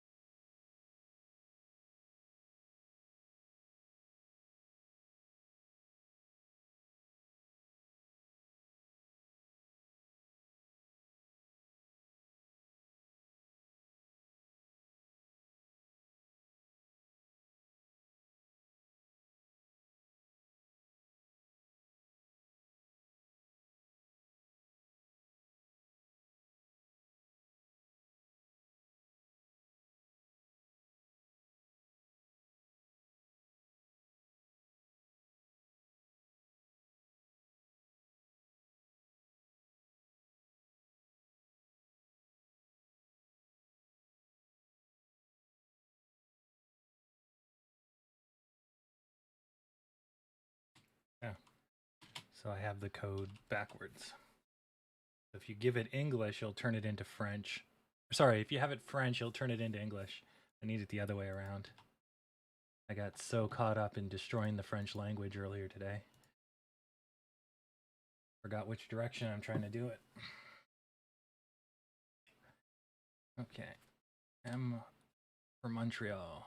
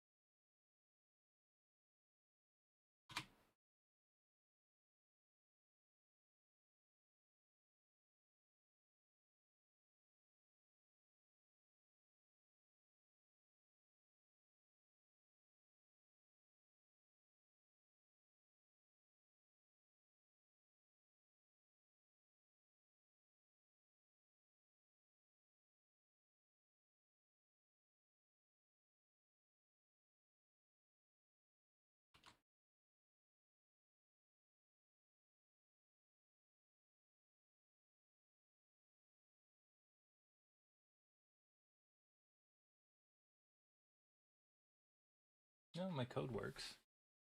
Okay, perfect.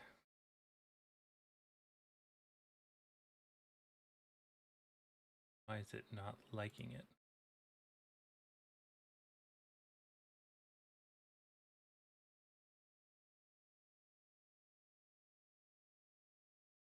Hmm.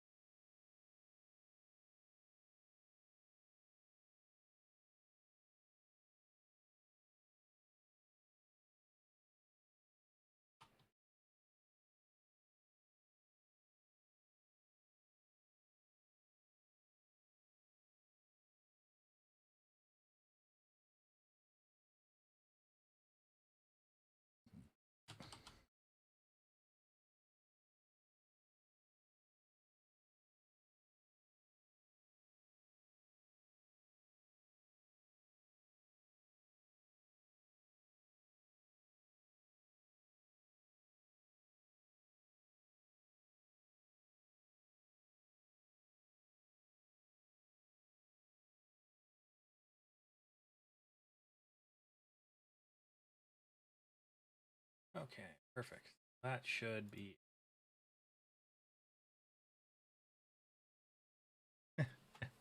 Computer programming, yeah, it's always been easy for me.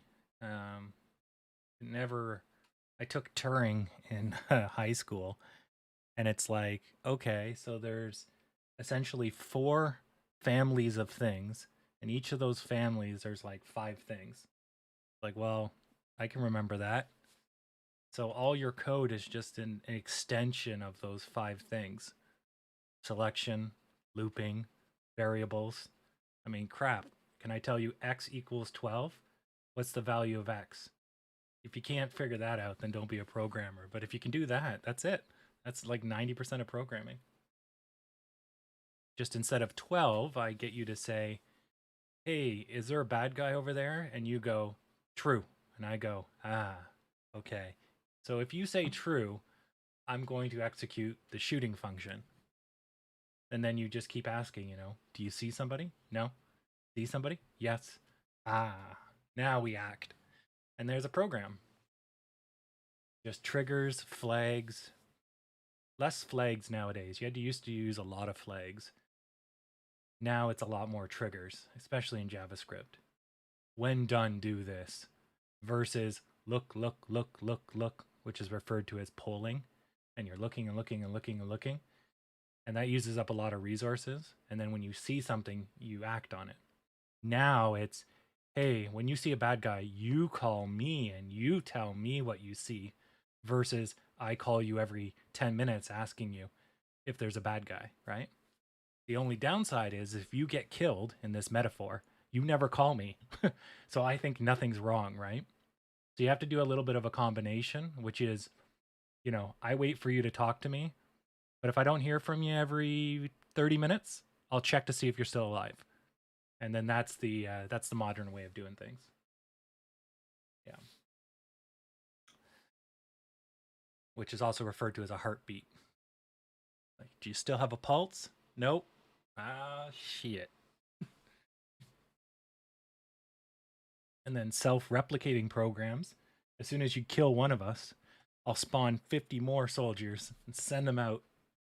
Just, oh, I detected a problem. Triple down. Yeah. And you can get kind of cool. You just expand on that and you can do some pretty cool stuff. Right now, I'm trying to convert, well, not trying. I'm in the process of converting English into French for keywords. Because I'm not going to type Montreal with a funky E. I'm going to type it in English, and it's going to take it, and it's going to like it. Who the hell has French keyboard, Fuck that.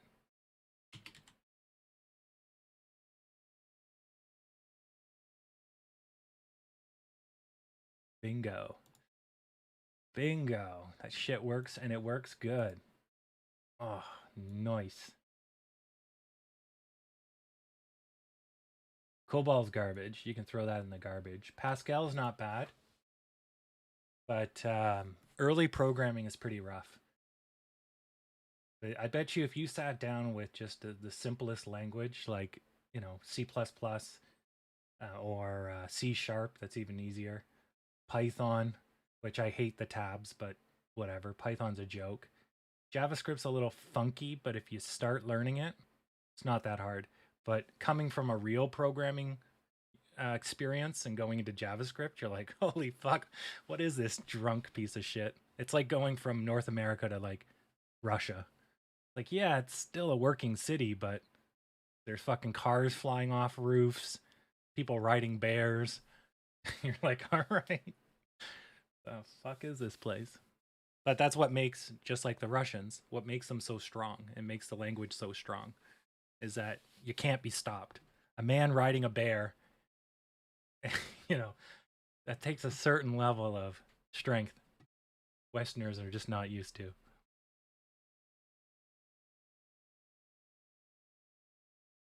Yeah, it's crazy.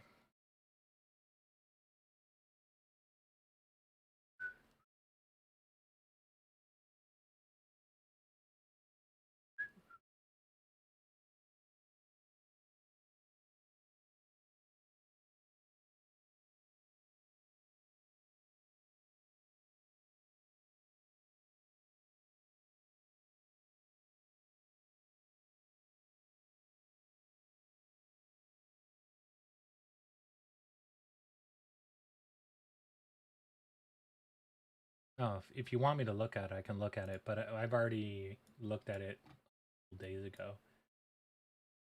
So, so you have a pennant here, right? Or a wedge. This is the breakout from the wedge. Now, if you wanted to make this wedge a little bit bigger, you could, because you have a second data point here. And then you can have the bottom come up like this. And that's perfectly fine too, you know. And so, yeah, you got a giant pennant.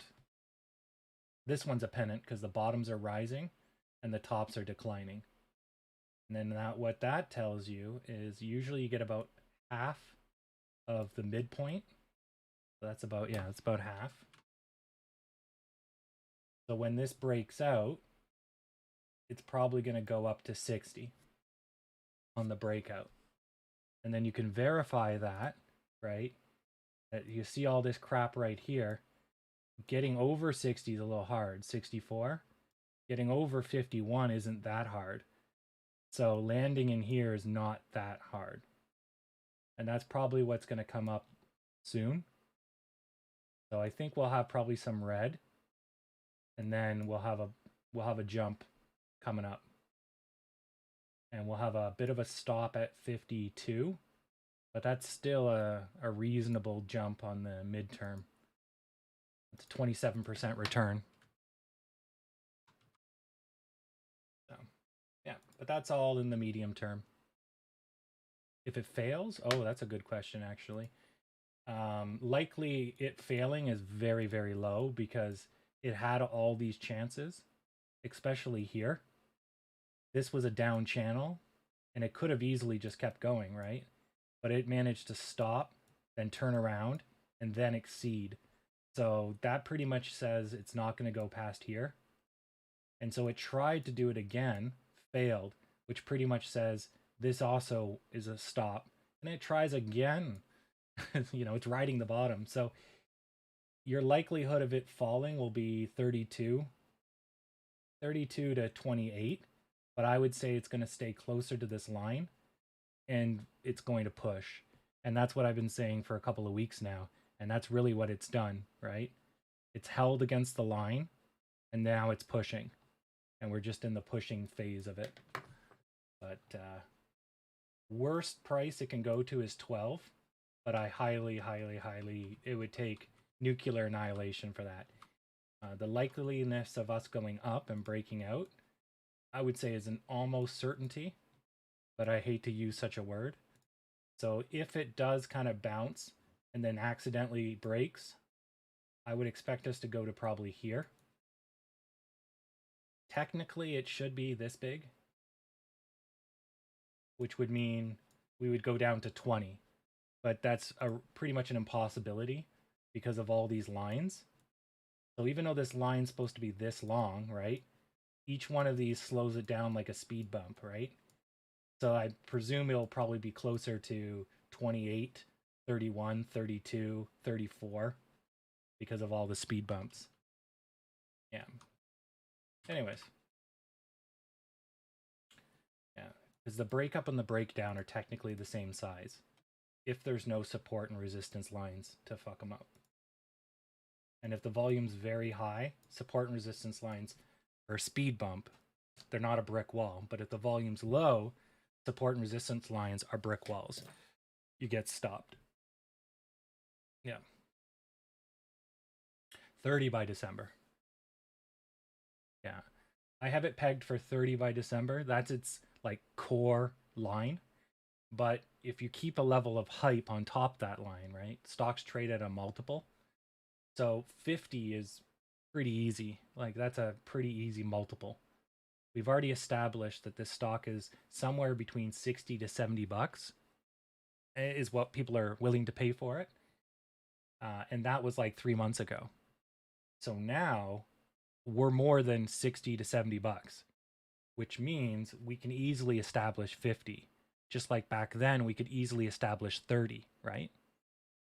And so by December, it's like we got to be 30 plus for sure. But then add the hype. Where's that going to put us? Anywhere up to 80, 90, right? I highly doubt we're going to hit the top of the channel, which would be like 90, 100. I think we're going to probably be closer to the bottom due to all the uncertainty, which would peg us closer to the 50 realm, because there's no way we're going to 30. Like, no way. Not by December. Like, unless the market's burned to the ground, there's no way. But whether or not we will get any new height by December, I don't know. But I think we'll maintain somewhere between 30 something, 32, 34, and probably we'll probably spike into the low 70s at some point before December, and then we'll level out somewhere closer to 50, 60, I think. High 50s. Yeah, that's my guess. But the spike may come late. Maybe it's in January, you know, on the eve of the last run up. I don't know. We'll have to see. Yeah. But that's the game, right? That's actually why I find it so enjoyable. You know, you got to weigh out all these things and, you know, come to some assertion.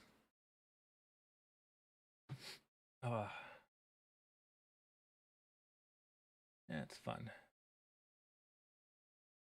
It's actually probably my favorite pastime, trading stocks. Like going to a casino and you don't have to wear pants. It's great.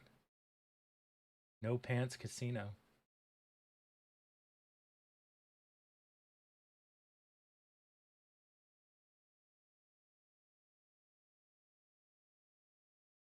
Technically, it's shirt, shoes, and service, right? You don't need pants.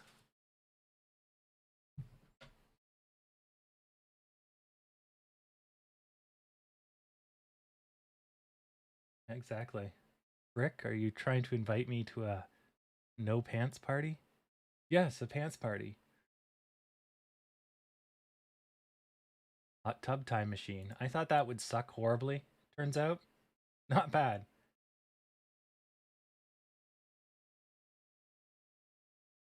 There you go. We'll make that the pin of the day. True, though. And the house doesn't win. The house doesn't give a crap on the stock market casino. I mean, it does, but you're never big enough to really play with the house's money. You know, the SEC should not be investigating you unless you're big. So, yeah, you just go nuts. Yeah, no, when I first saw Hot Tub, I was like, man, this is going to be stupid. Then I'm like, not friggin' bad. They managed to make it work.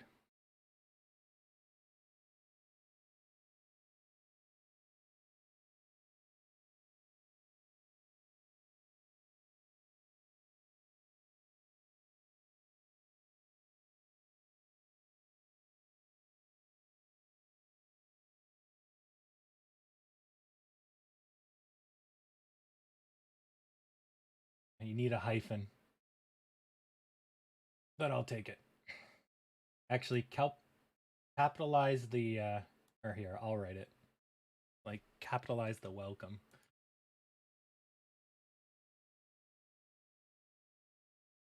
I got it.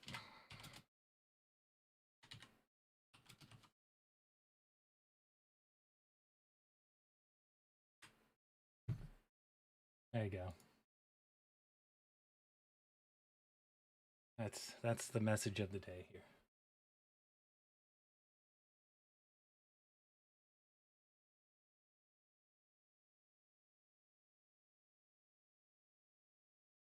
Yeah, it's all good. True though. No pants necessary. Hell, shirts and shoes not necessary either, or socks. Could just go El Natural.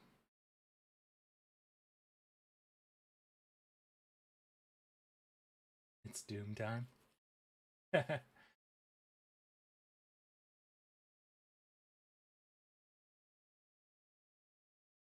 um,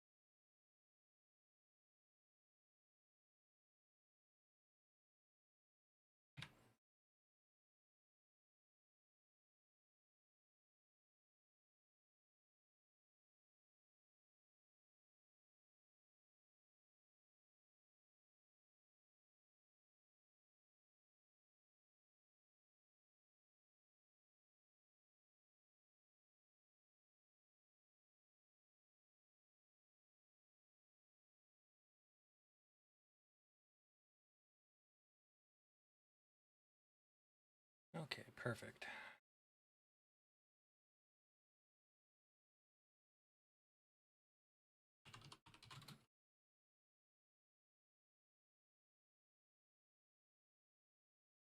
Oh, I can start submitting my first reports.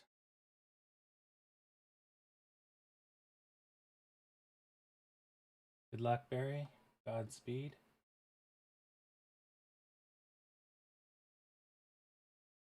I might rest my back for an hour. It's been really bothering me for the last week. Or this week, I should say. But I have been coding from like 5 in the morning. So I've been up for, what, 4 hours now? Coding. No, 7. Because I can't do the maths. Right, 5 and 5 would be 10. So I've been up for 7 hours. So that might explain why my back hurts. I've already put in a full day's worth of work. Right.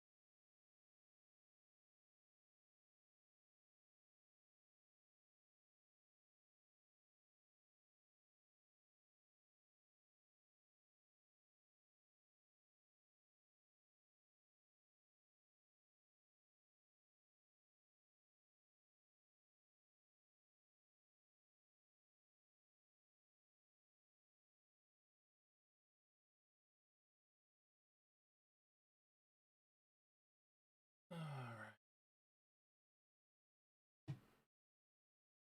Yeah. Well, aside from the morning, the peak time should be 10:55 to 11:30. You'll have a little bit of a lull, usually from 12 to 1 for people going at lunch. And then on Fridays, people are going to get out of the market early as well. And so you'll have steady volume, but green will leave and red will take over.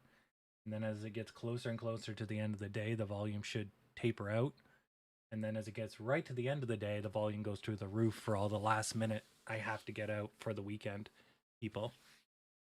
So,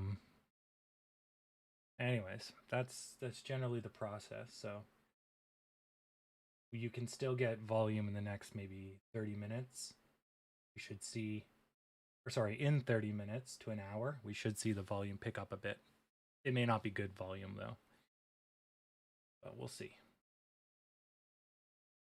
This stock does like to do afternoon pushes, which are fairly rare for most companies. Usually dead after 11, and then they rot all day. So, excellent, excellent.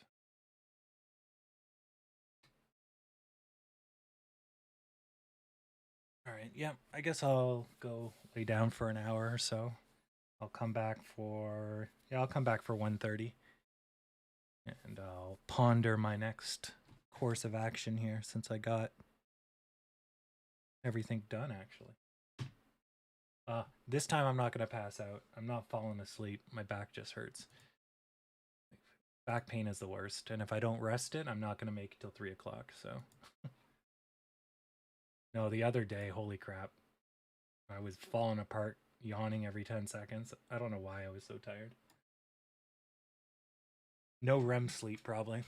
All right, see ya.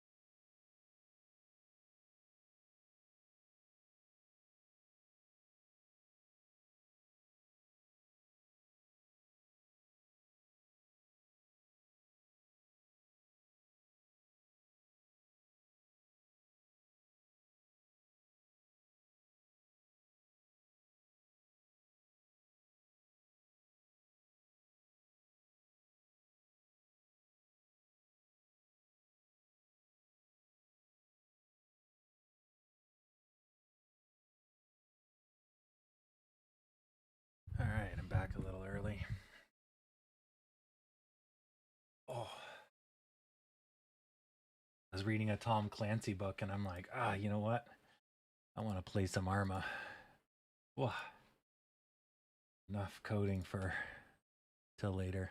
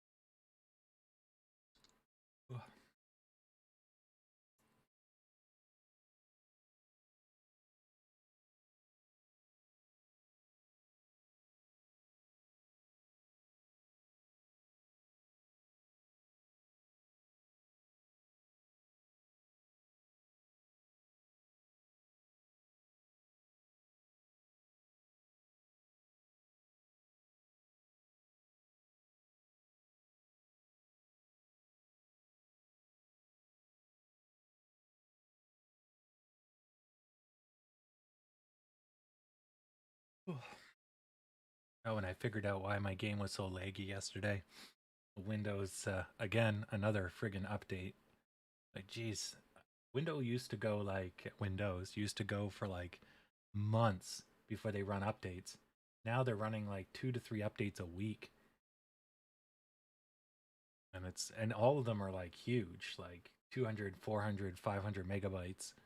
You're like, where's this all coming from?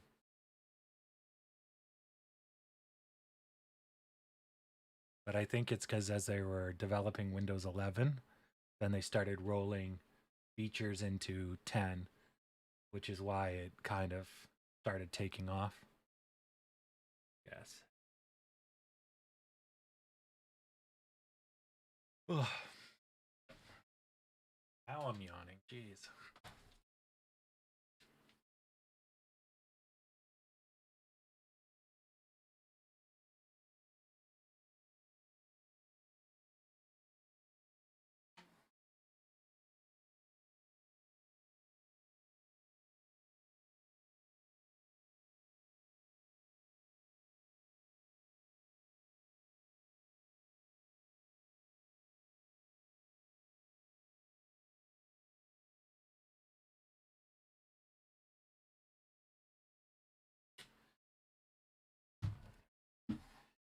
Some liquids into me should wake me up.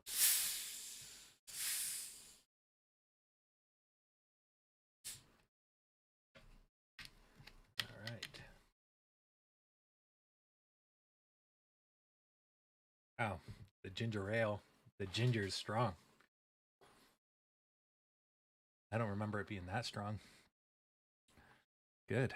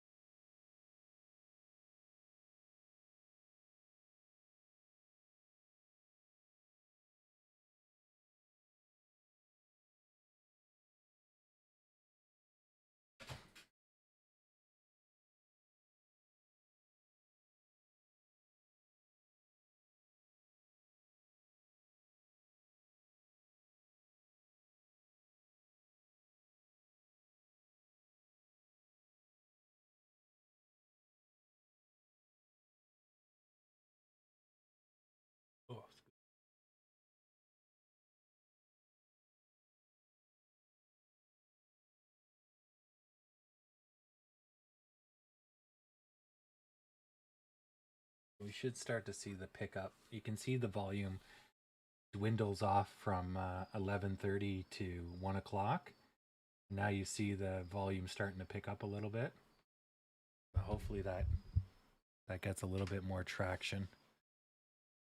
Sorry if some of the gunfire comes through on the mic. I'll try to keep it away from the screen.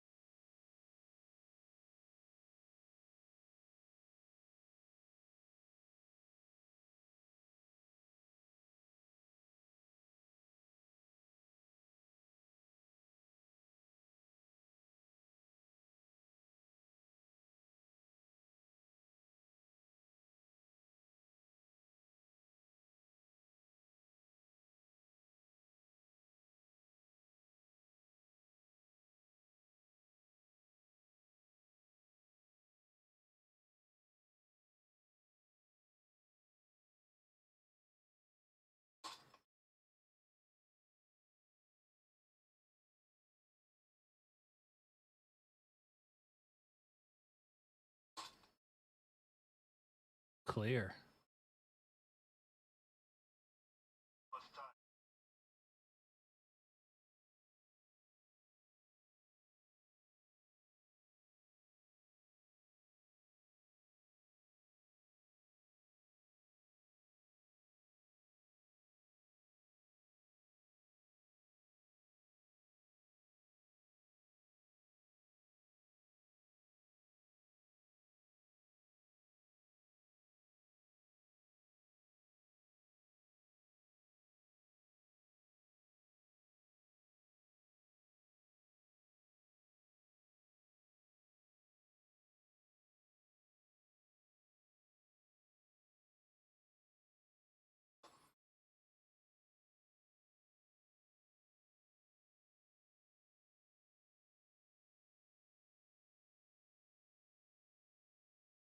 Oh my god.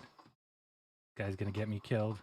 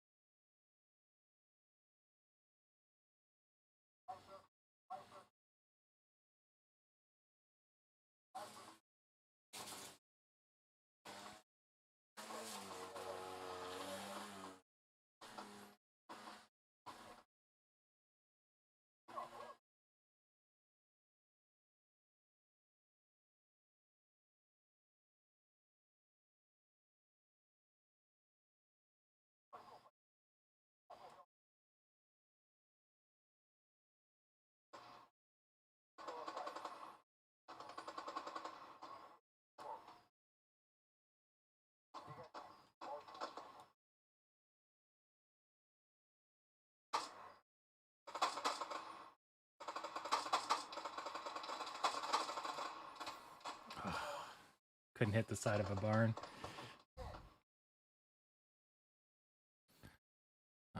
That was a good start. Poor finish.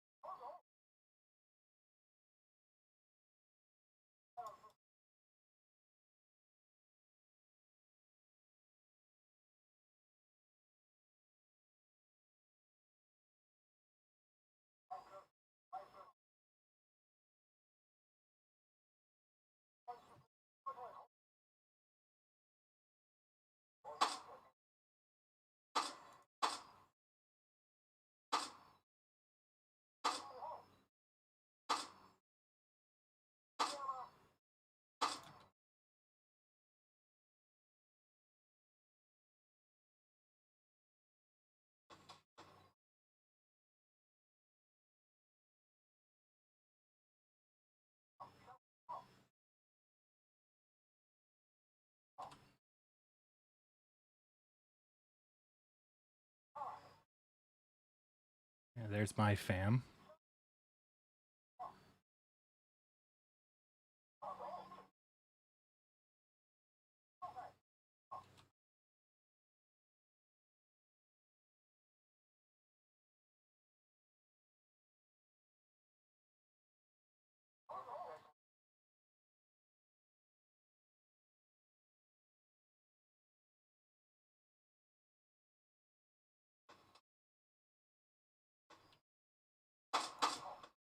Ugh.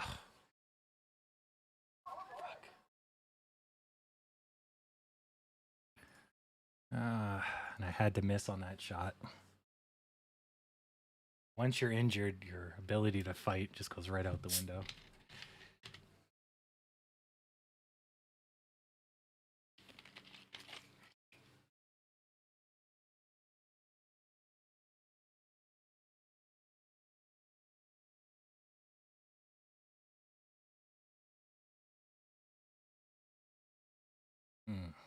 I should go for a rib. I haven't had ribs in a while.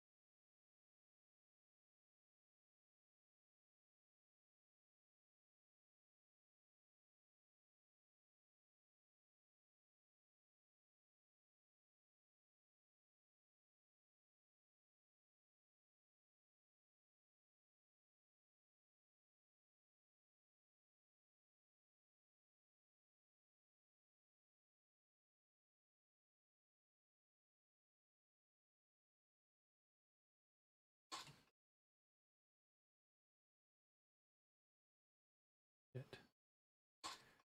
Got him.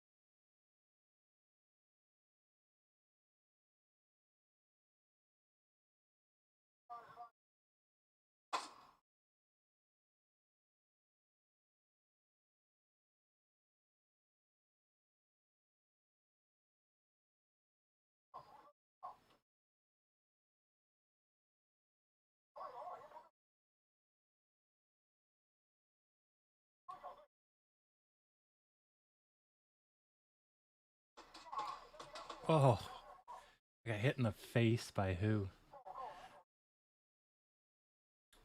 Oh, other side. He's normally not there. Okay. Eventually, I'll be able to clear this place myself.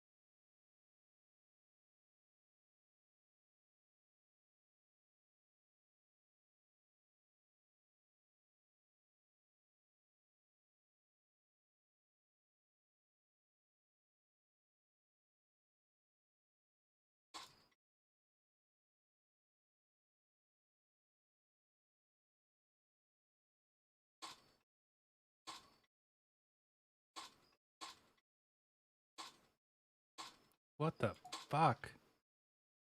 Jeez.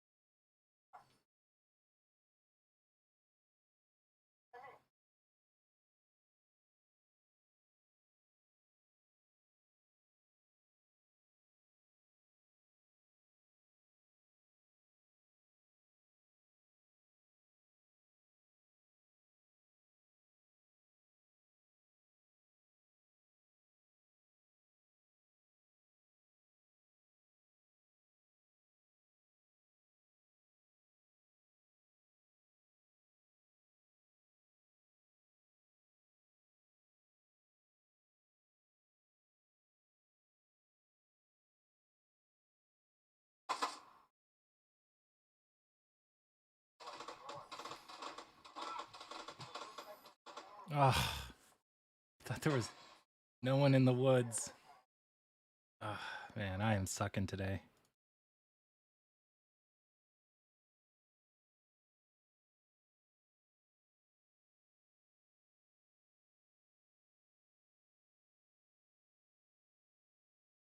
Gonna have to do a halftime save.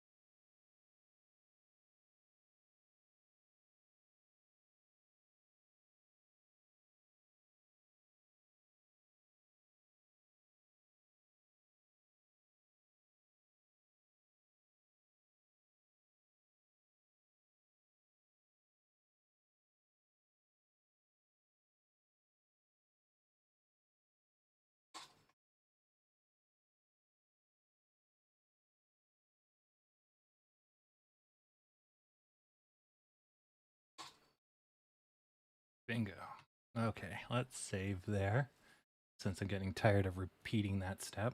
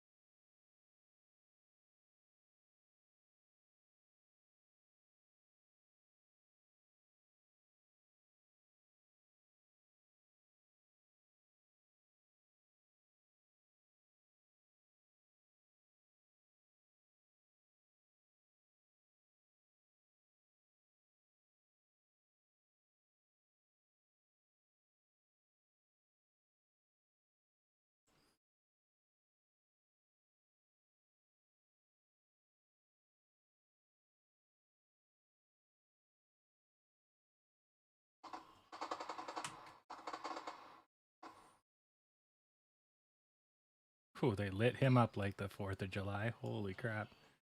All their AKs just clicked.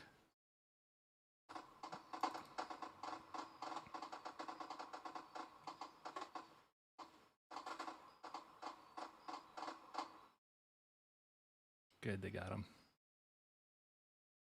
That was the enemy QRF.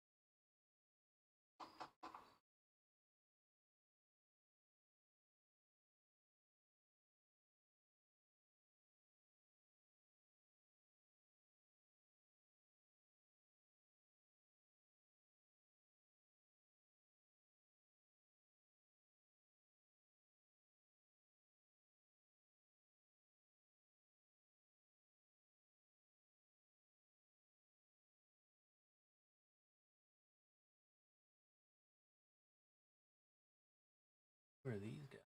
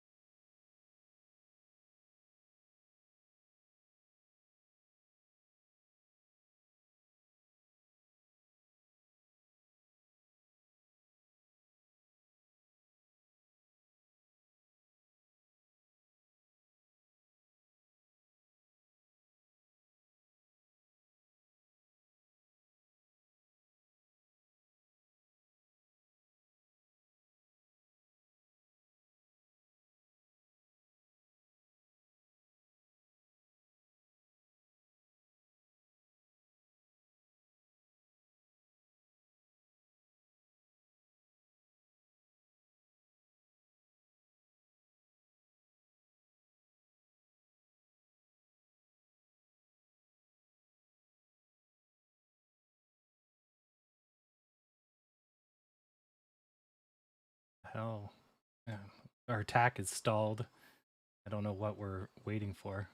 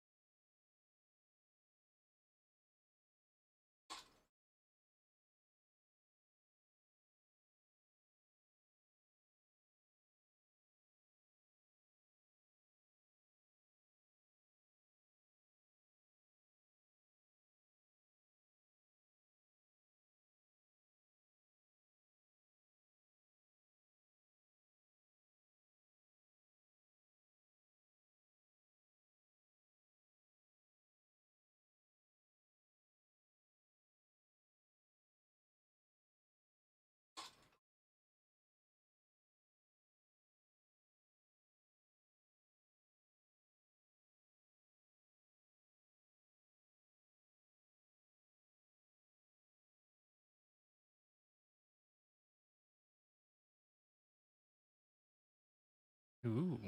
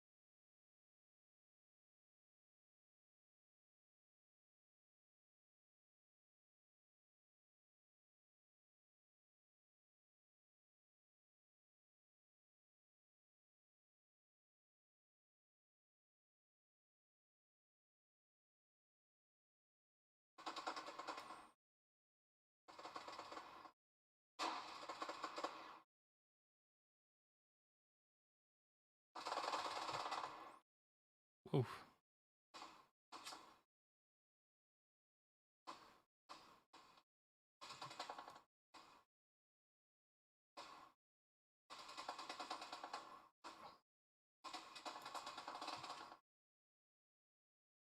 Oof.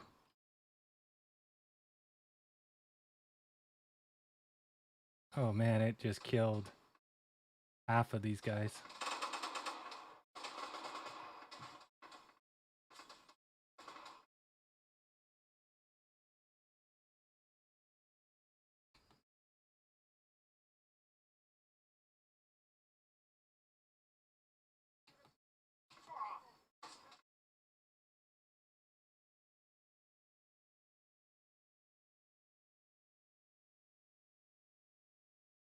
I don't know what we're supposed to be doing here.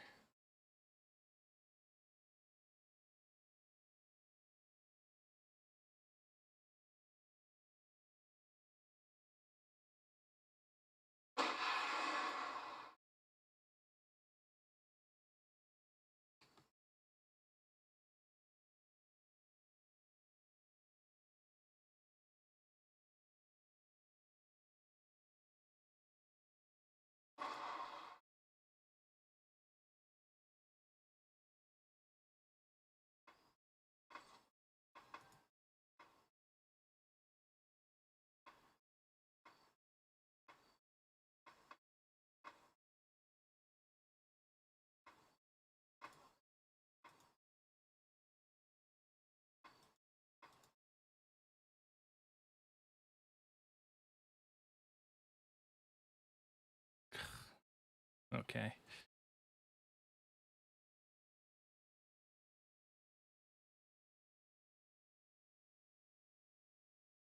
Yeah, exactly. Yeah. We might get a push before power hour, which is maybe what's going on now. And then I expect a burn off at the very end.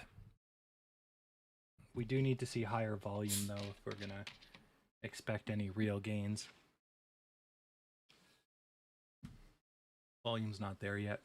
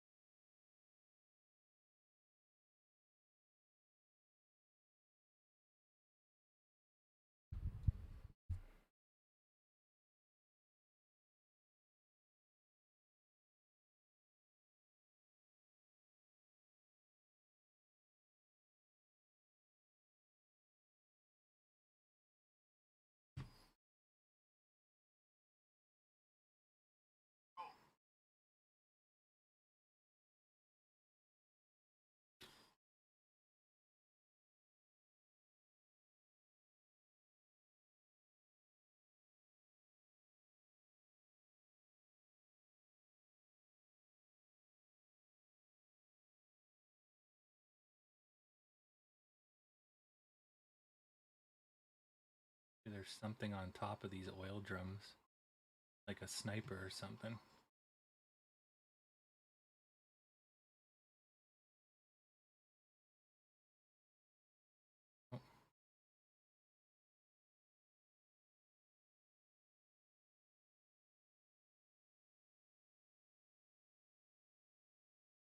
least the AI is moving up.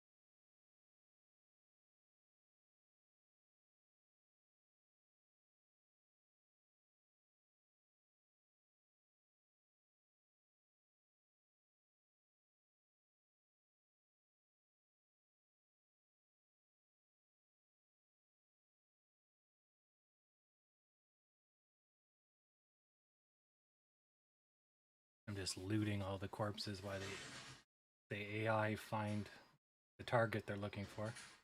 There's somebody still alive that needs to be killed. Don't know who or what.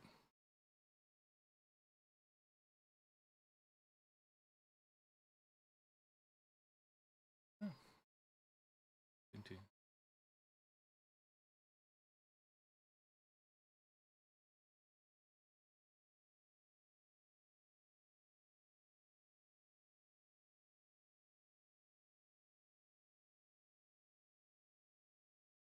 Stealing all your shit.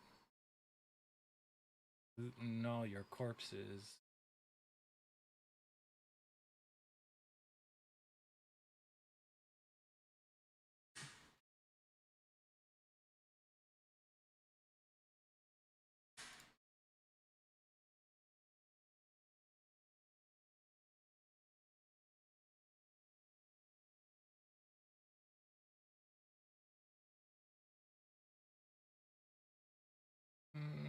Well, I already gave insightful TA earlier about what's going on in the bigger picture.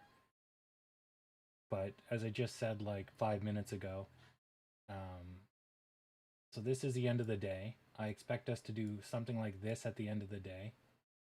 And then between probably this point here and this point here, I probably expect some type of lift, but I don't know how high. But I don't expect us to break new lows during this period.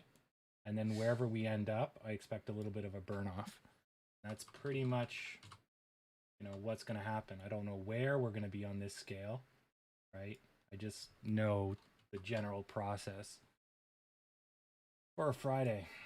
And seeing how we're so far out of channel, it's going to take a bit till we get that push, if we get that push. But we should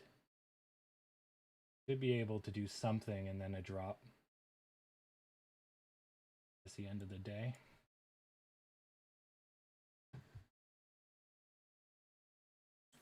And that's about as all you can get on the TA wagon.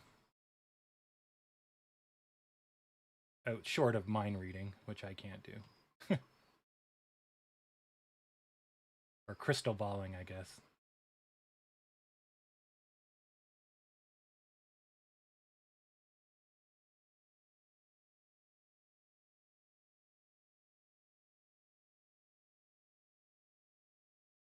you for your stuff.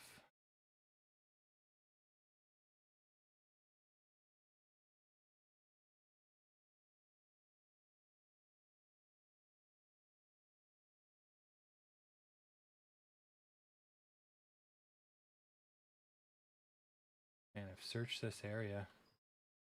There's not a single living person still here. I don't know what this game wants me to do.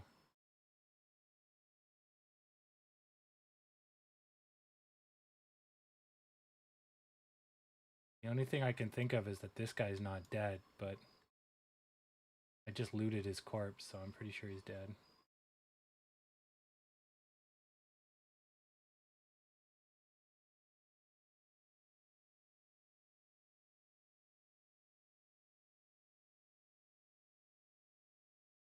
Maybe there's something up here I missed.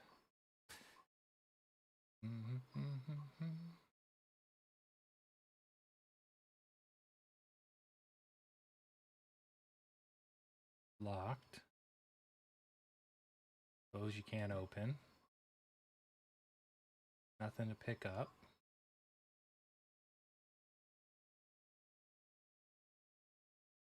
He's dead.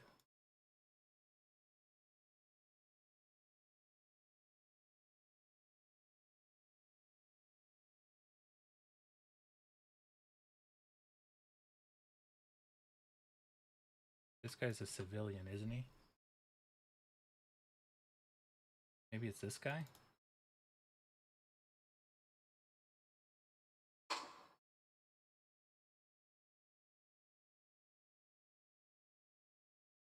Well, he's dead now.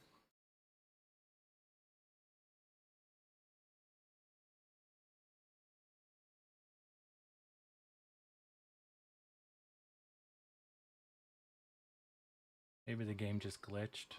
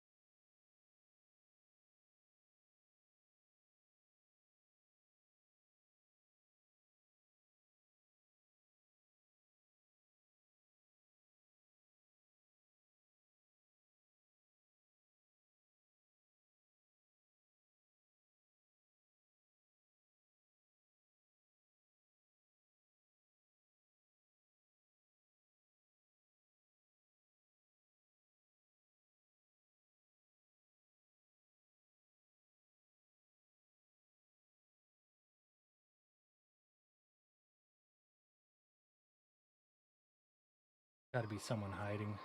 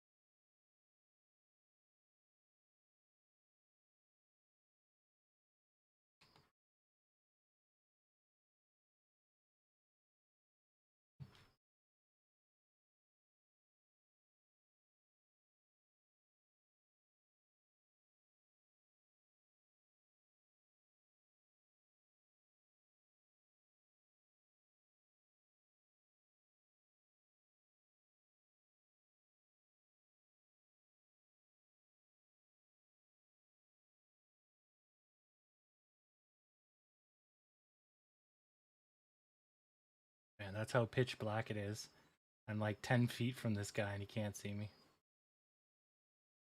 And there's his buddy that I didn't see last time. And that's how easy it is not to see somebody. When I was here... Jeez.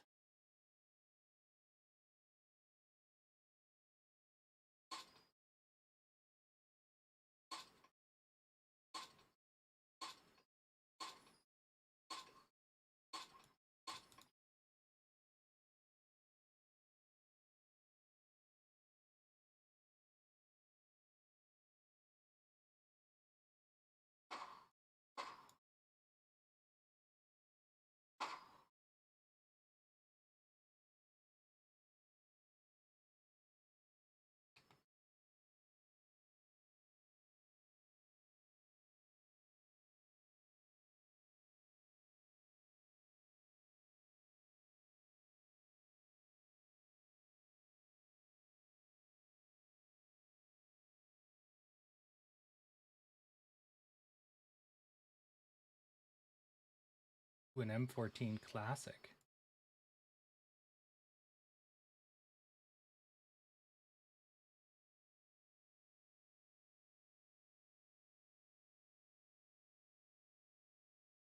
Sweet.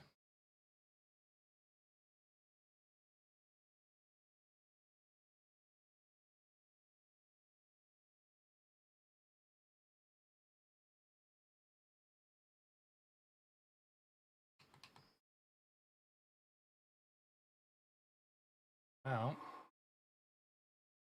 I don't know how to complete this mission. I want to leave this area.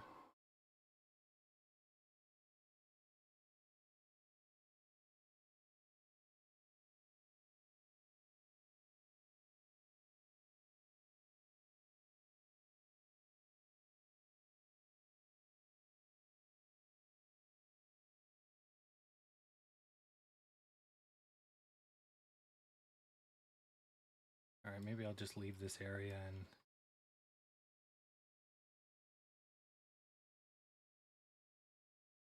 let the mission figure itself out.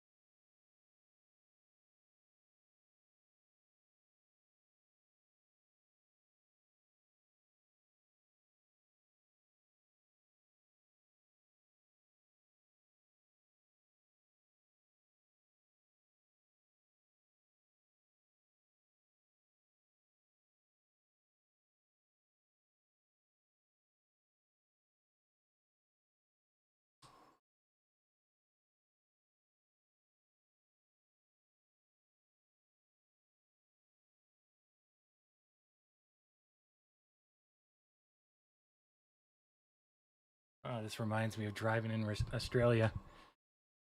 Especially out in the middle of nowhere, it is dark.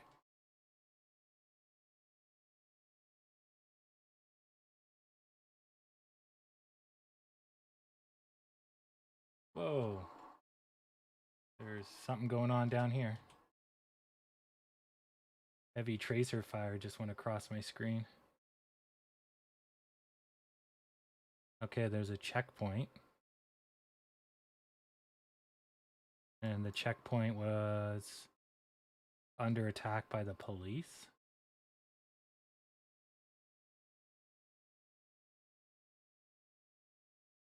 There's a whole squad in the woods here.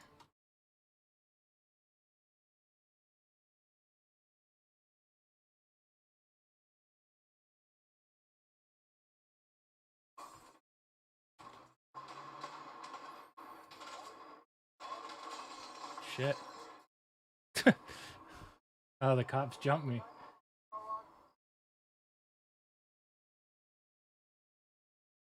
Oh, man. I don't know how the cops drove up to me without me hearing them, though.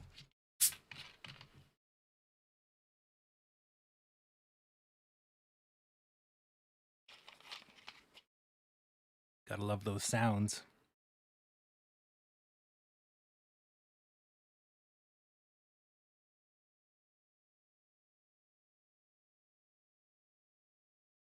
Either that or the vehicle spawned. That's possible.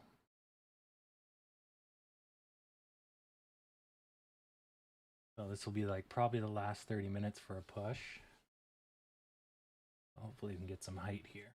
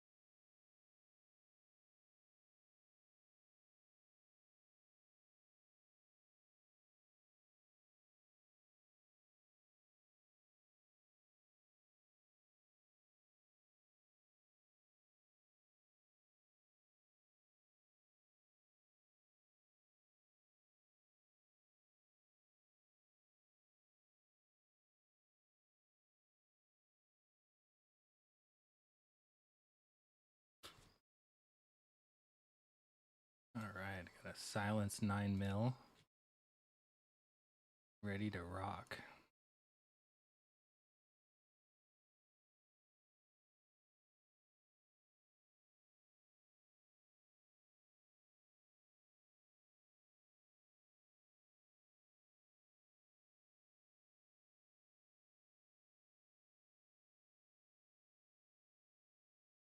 All right, I will avoid that checkpoint. And GTFO.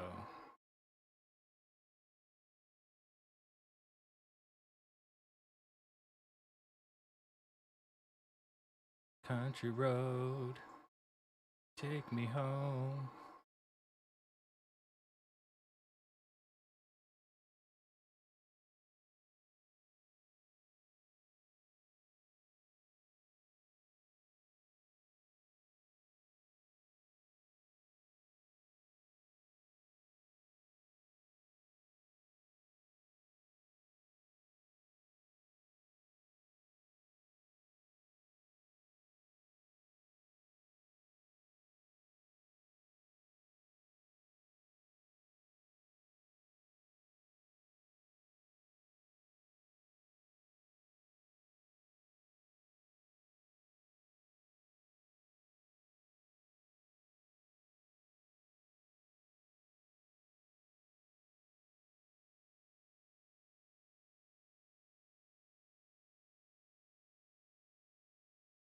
just drove into a military base. Oh, that was really bad. I'm like, wait a second, those look like bad guys. Drove right into their base. Oh, silly me. Did I at least save?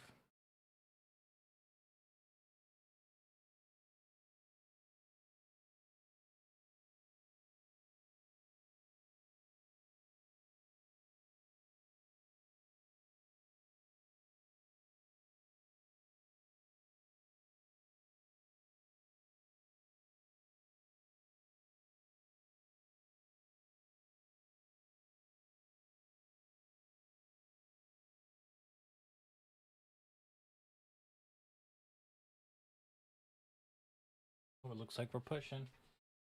Volume's starting to go up.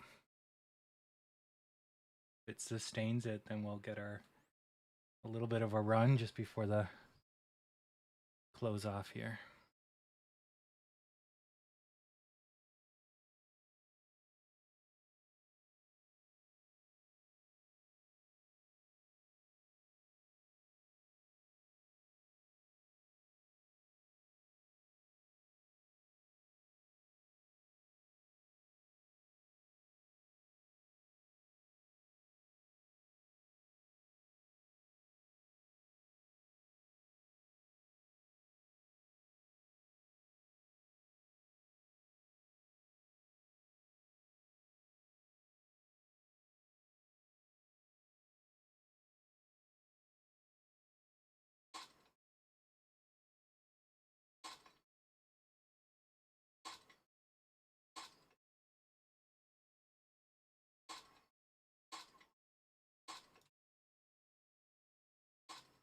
Jesus, how many bullets does this guy need?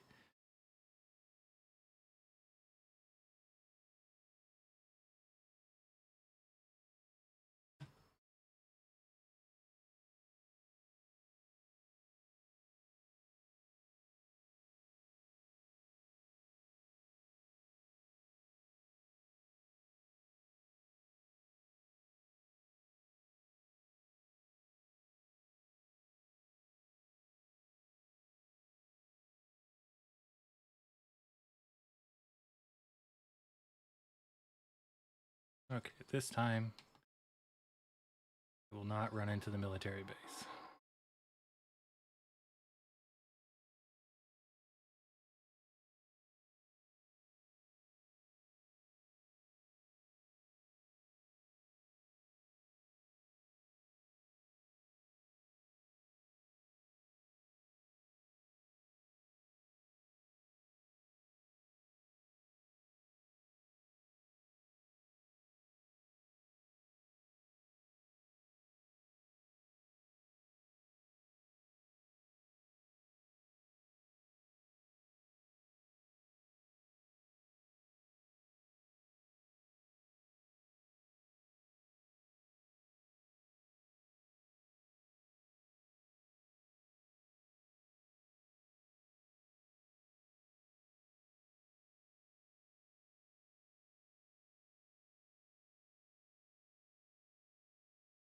Oh shit. Well, I'm not driving through a minefield.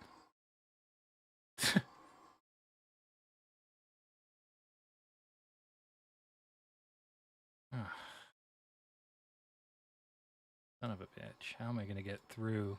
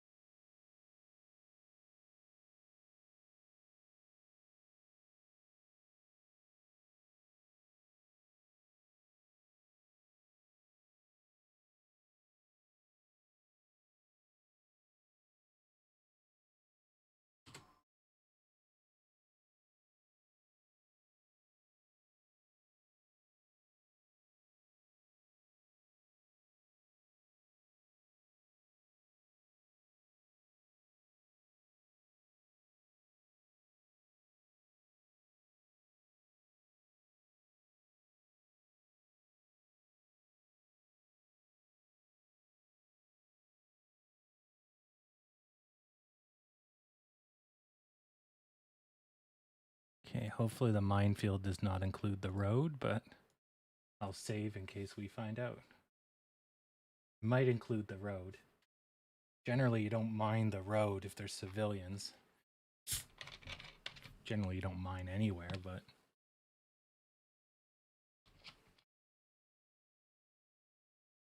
Mines are to get rid of sneaky people.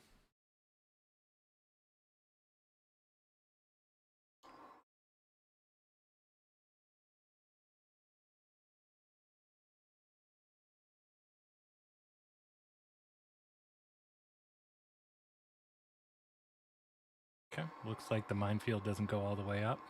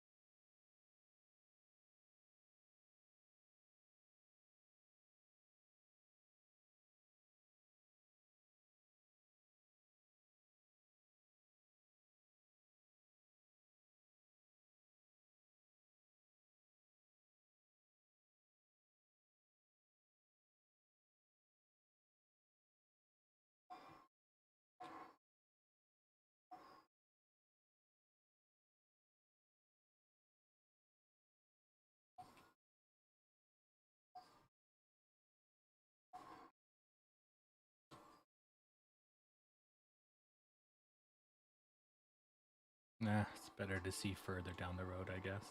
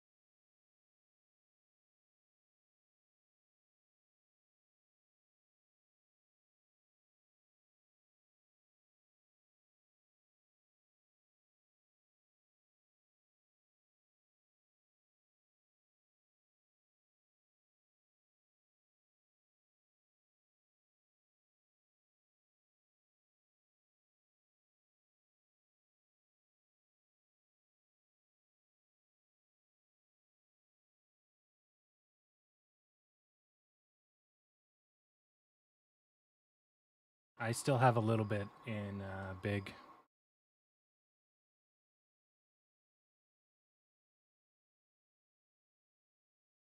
Just gonna ride it all out.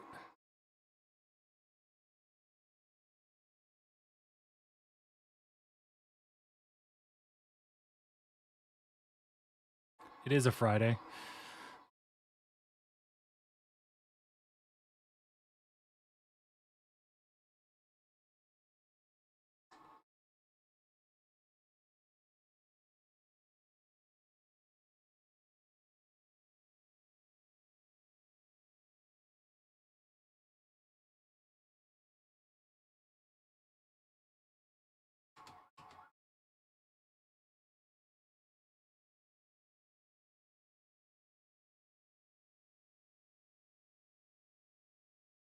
Okay.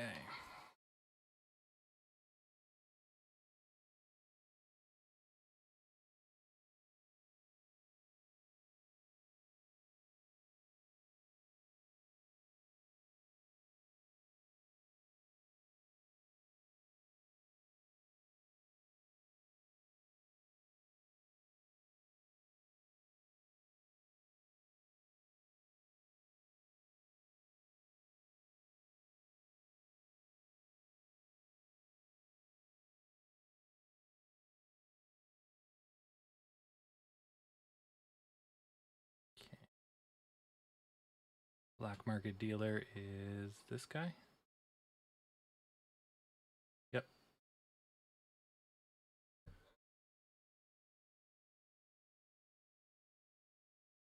Okay.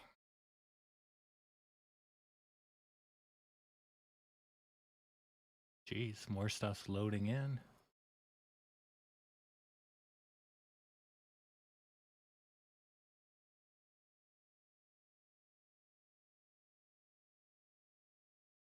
Ooh, Stinger missiles. Or, not Stinger, but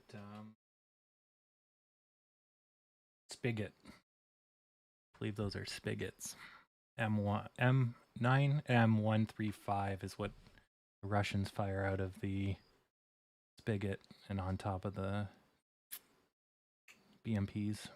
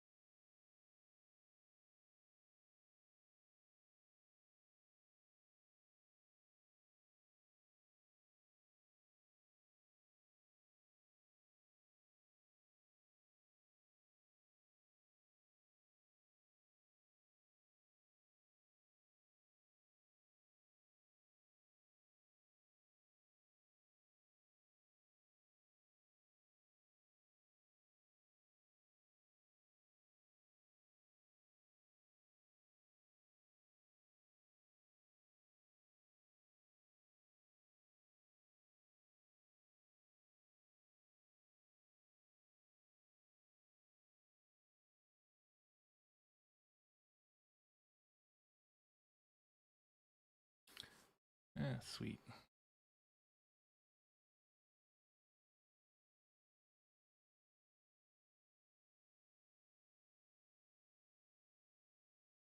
All right, let's do a little bit of shopping.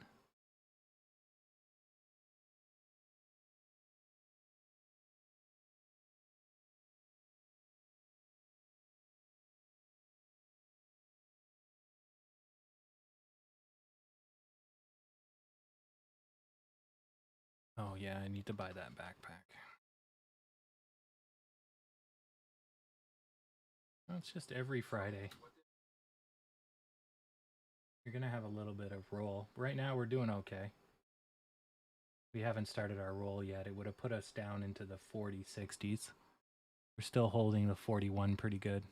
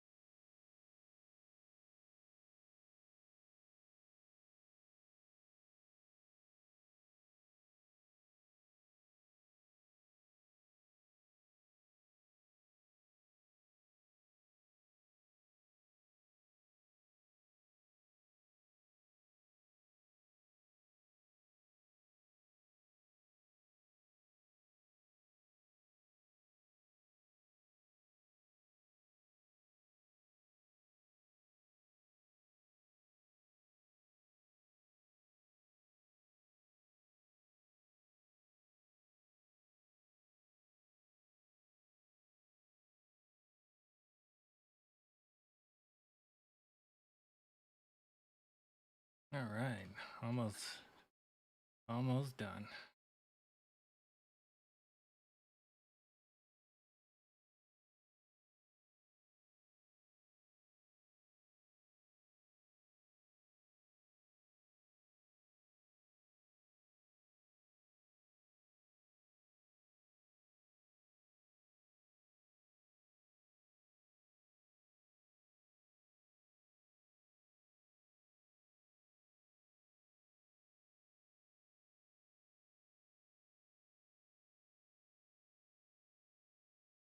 Okay, so that's the gun I'm keeping. This is the gun I'm getting rid of.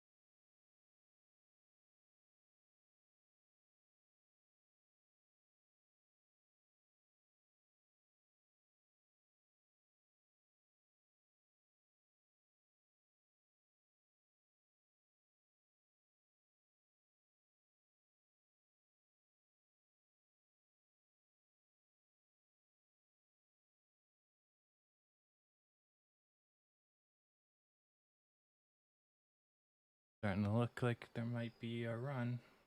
Getting there. It's creaking super slowly.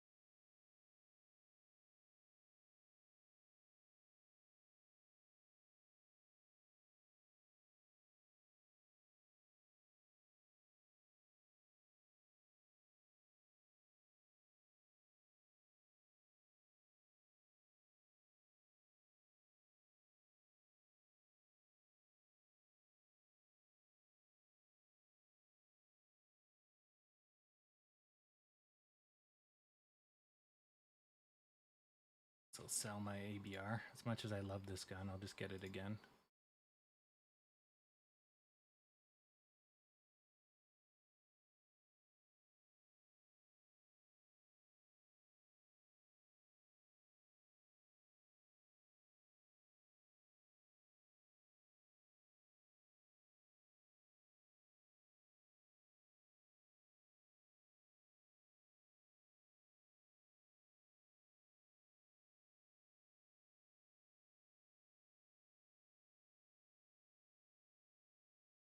Okay.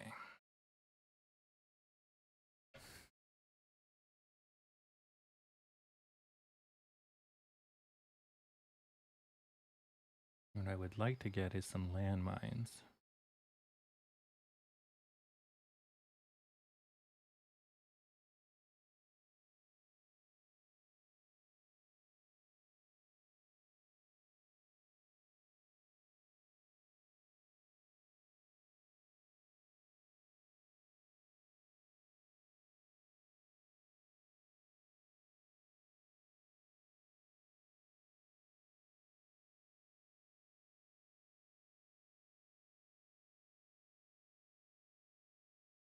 This will have to do.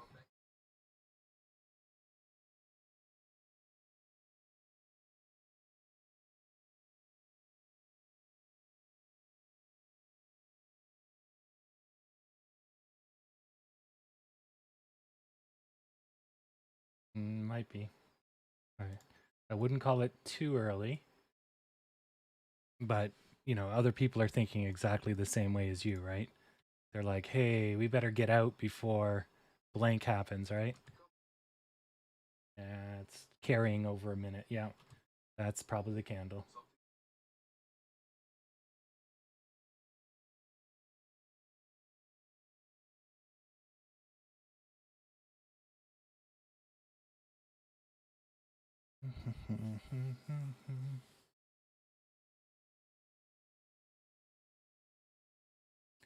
Wonder why this night vision scope is worth so much.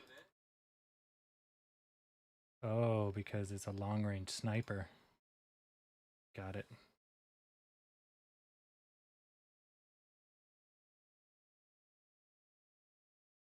Versus this bad boy. I do like this sight. Doesn't get in the way. Just pop, pop, pop, pop, pop, pop. You can move. That's the problem with the EO tech. It has that stupid big crosshair. Oh, so bad. Yeah, I emptied the truck. I'm not driving into the city with this truck. Yeah, she's empty. Okay. Got no clothes, but that's all right.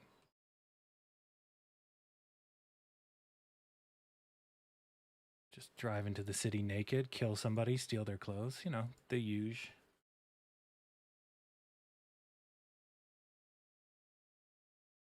In the game.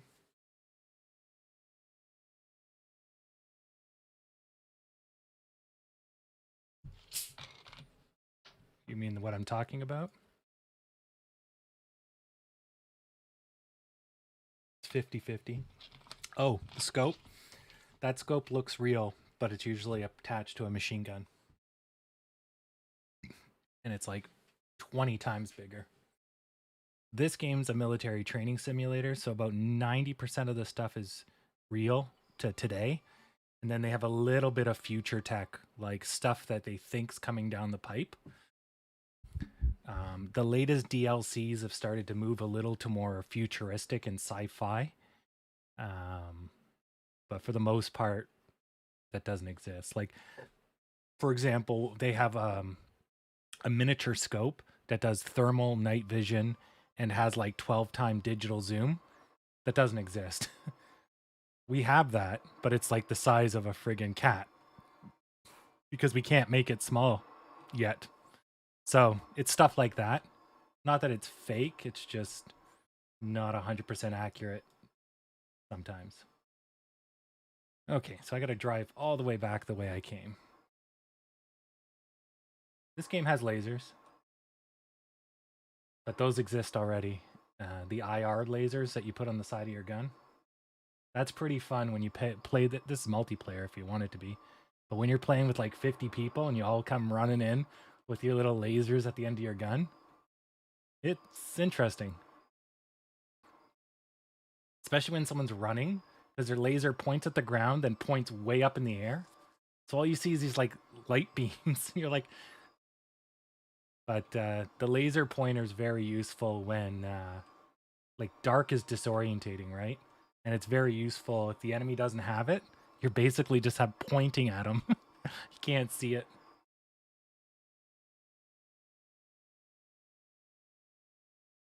Yeah. Well, apparently there's a Chinese guy claiming he's got one down pat. I'm still a little skeptical, but yeah, on a vehicle, it's doable. The problem with those things is that if you shake your head back and forth, you'll tell that it's not real because the image doesn't change. It doesn't parallax. It's like looking at a painting and you move your head back and forth, the painting doesn't move with you, right? But for a drone or for a static image, person looking through a screen, they wouldn't be able to tell. Well, yeah, it wouldn't glitch, but it wouldn't move. So your brain would realize that this object is not correct for the distance that it's at. And that will be eventually how we defeat them. We'll basically take two photos, left and right, and when we realize the picture doesn't move, then we know that there's a problem.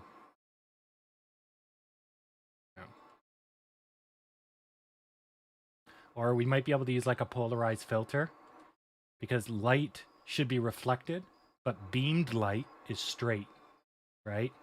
So then if you use a polarized filter, you could amplify or make invisible, like blind yourself to it. Yeah. But anyways, I don't know. I don't know the tech too well, but it's definitely useful to fight drones. That's the big thing. A drone wouldn't be able to tell the difference for the most part until I guess it got on a steep angle or something. But at that distance, I don't know. A picture on the flat, like a flat picture, will fool a drone.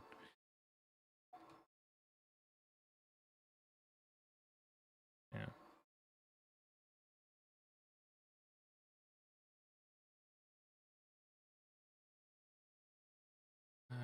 Is there a safe house in the city? Oh.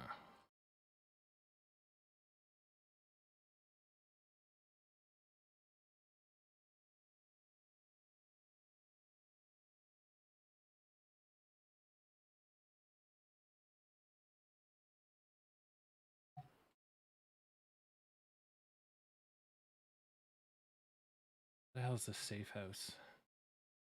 To my left? Yeah. It is the hut.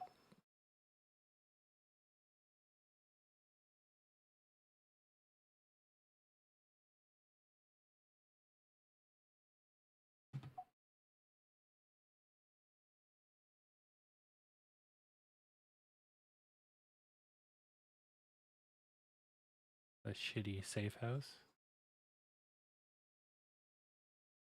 It says in the middle, rest place. Oh, maybe rest place is not safe house. It's it says safe house, private accommodation. Should be here. Ah, here we go. Okay. I want to be woken up at, let's say, let's hit the town by 6. So 5:30 in the morning.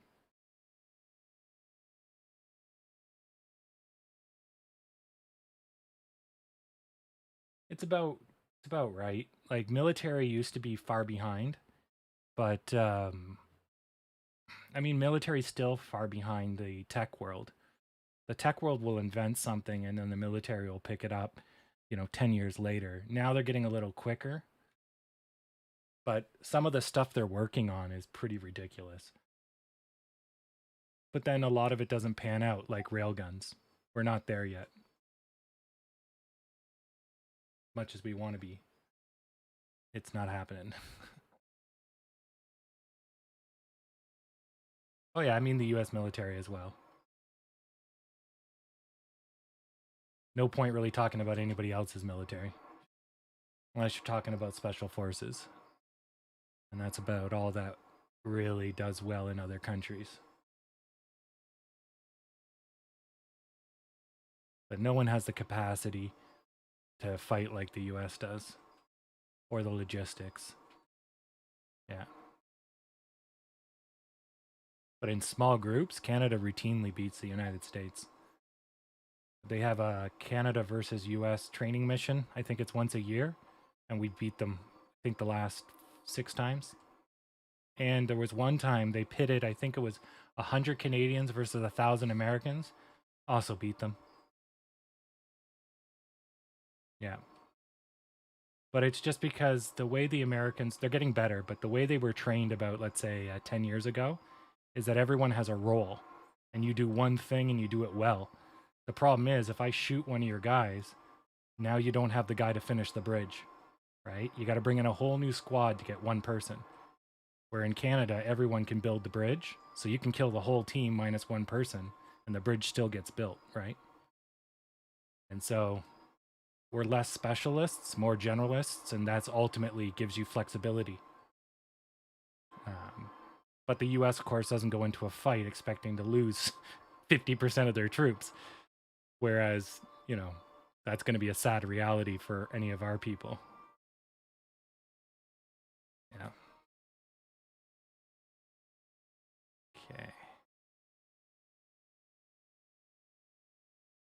So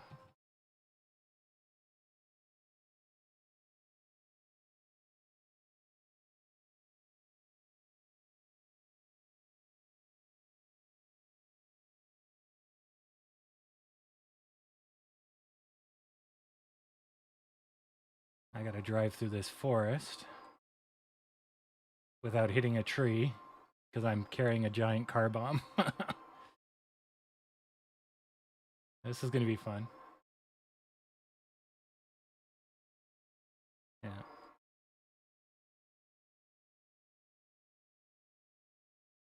Fuck, I'm in the middle of the minefield. Oh dear. Please don't drive over a mine.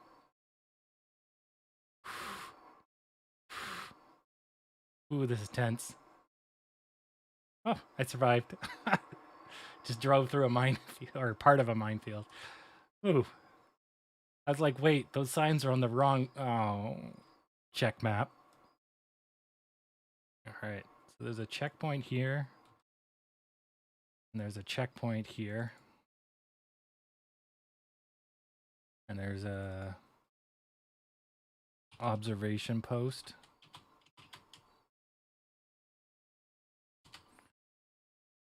Okay.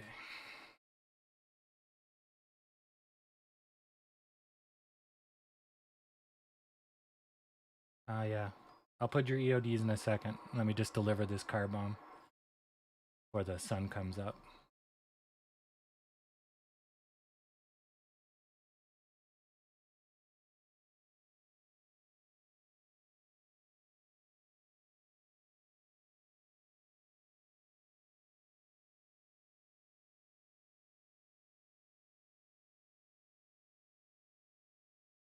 Max Payne, I like the autocorrect there.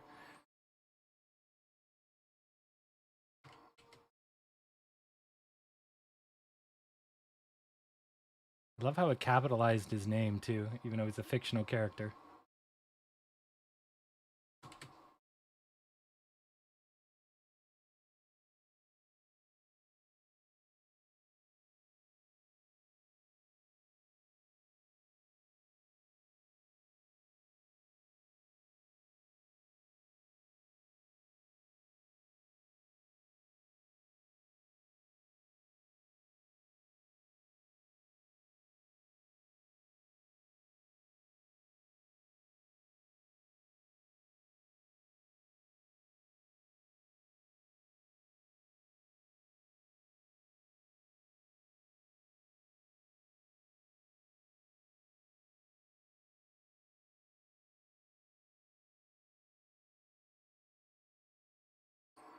Yeah, but don't think it's a vast conspiracy. I told you since the start of the morning, right?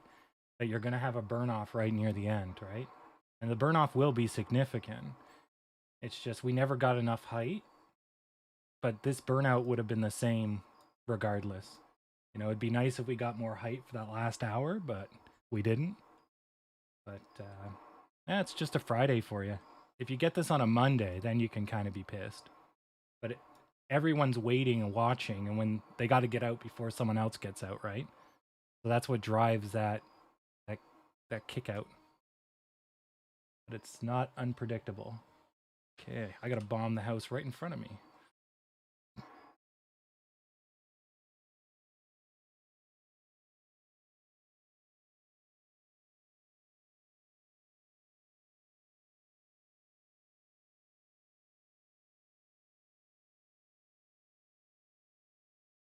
Great.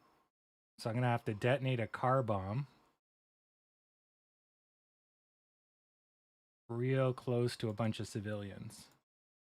Just what I love.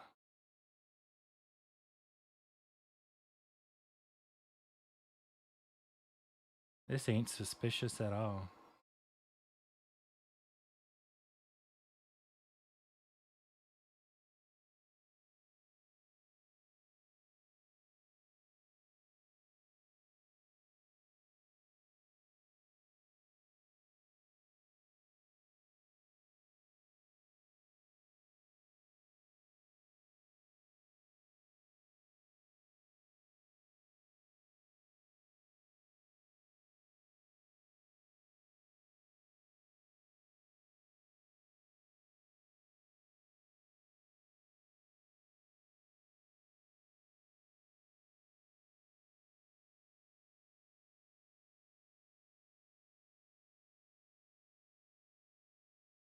Yep, definitely gonna have to kill some civilians here. Oh well. No remorse. Since they're just video game characters. Maybe I can get them to shoo.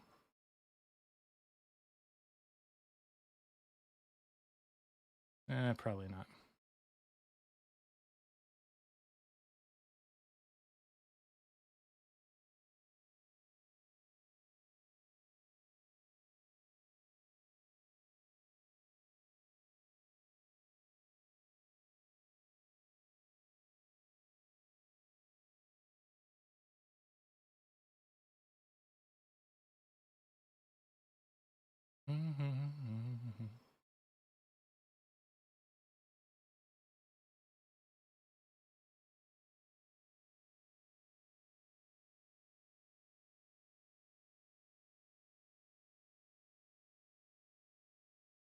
Okay, make that phone call.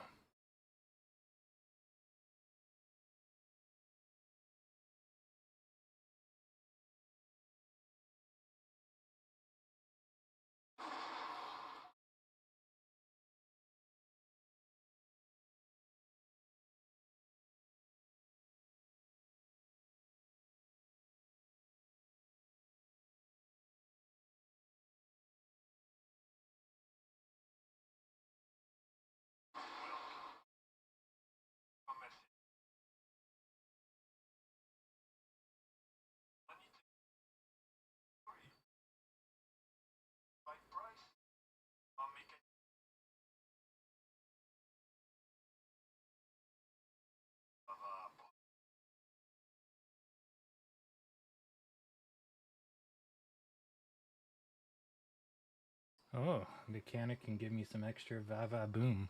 That sounds like a weird sex. All right.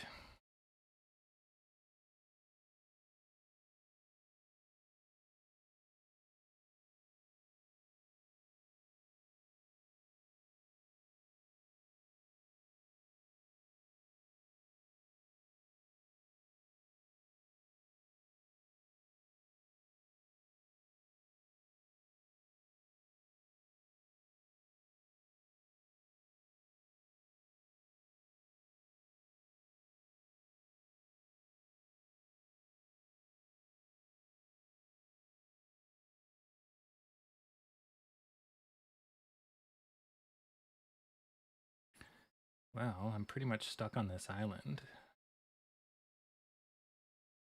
Don't know what I can do.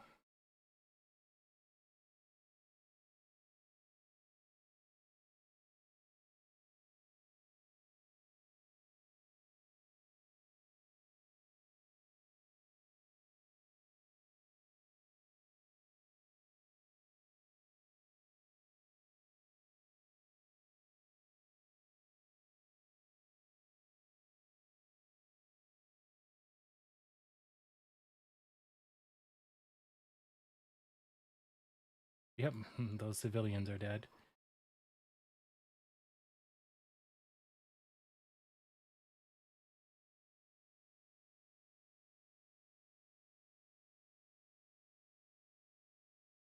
Oh.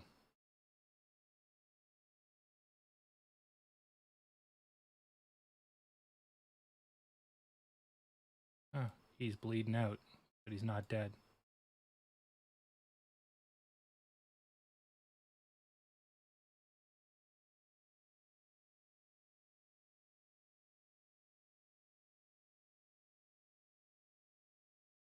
Oh, same with that guy. Interesting.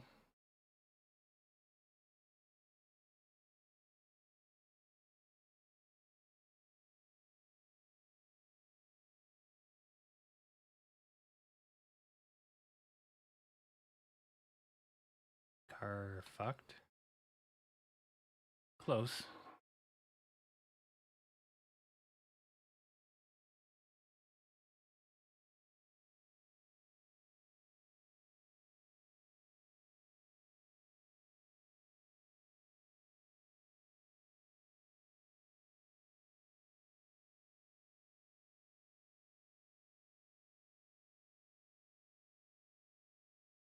Daybreak. So good. Alright, let me get those EODs now that I car bombed the place. Wipe this out.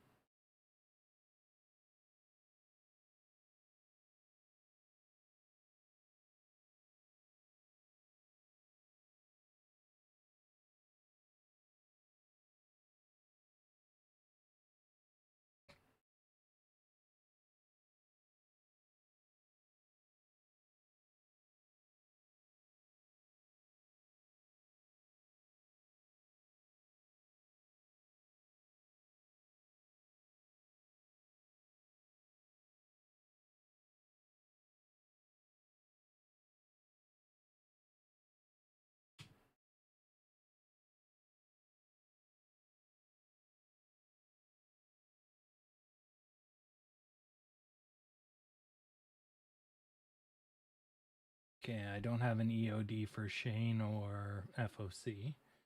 You guys want to put one in.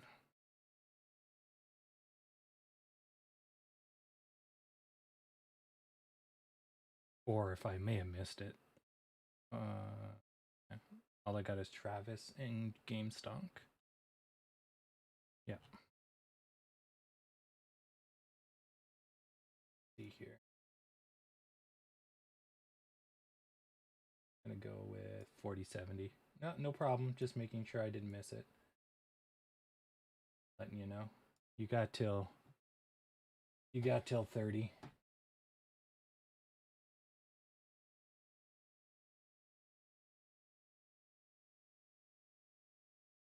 Take a right, cross a bridge.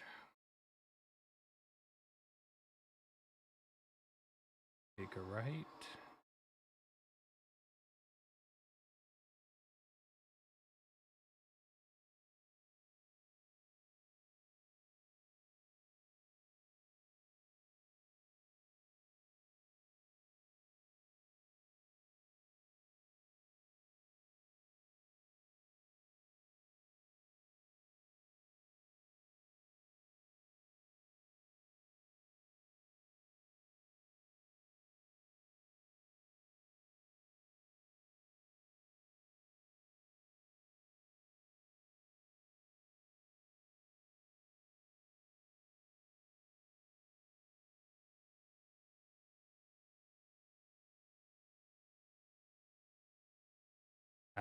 Daybreak.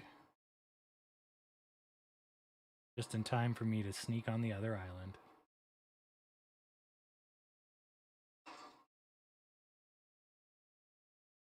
Oh.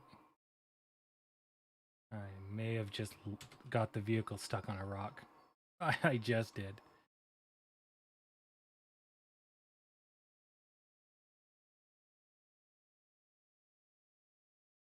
Okay.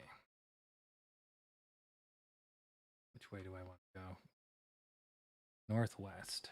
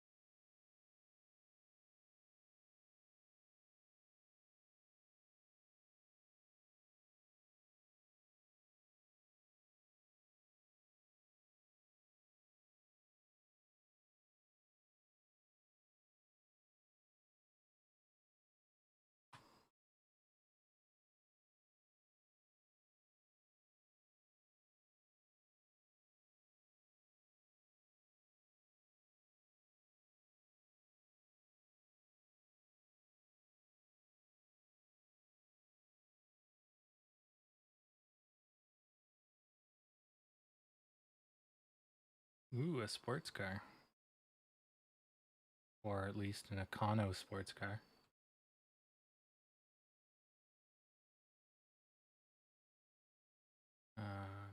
Black market is down the road to the right.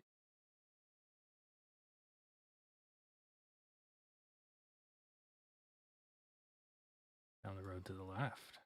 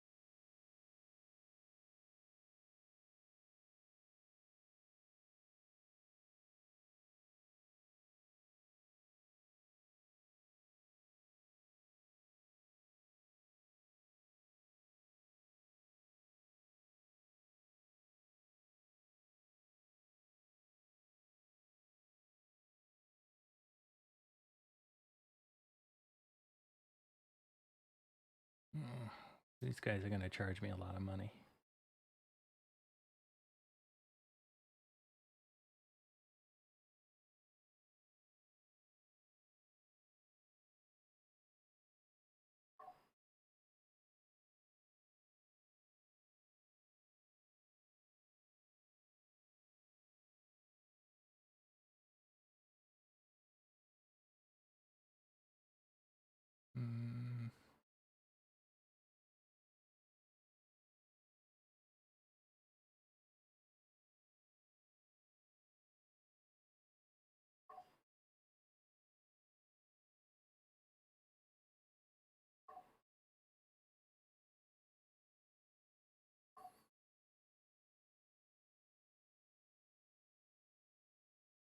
Okay.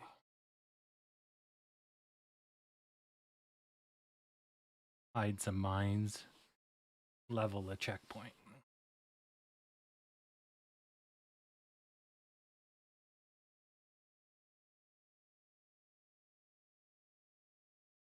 I think this is the SUV. It is.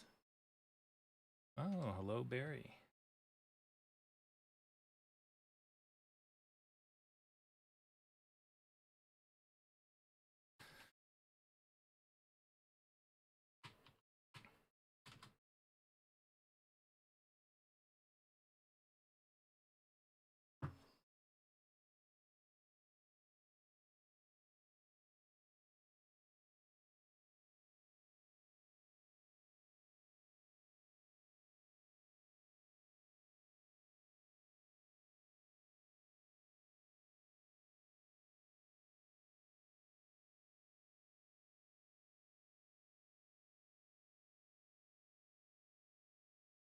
Oh, yeah, look at this sweet Tesla Motors ride. Oh, yeah. I'm guessing that's a rip off BMW, the FTW company. Oh, they have a checkpoint that far up.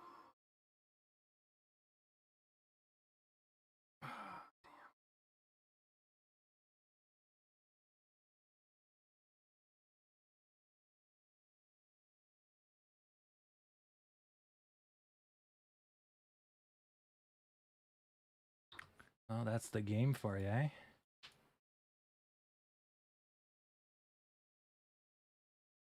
I would bet down. I might even adjust mine 20 cents or so lower. But I was hoping it would push and then retract to where I am.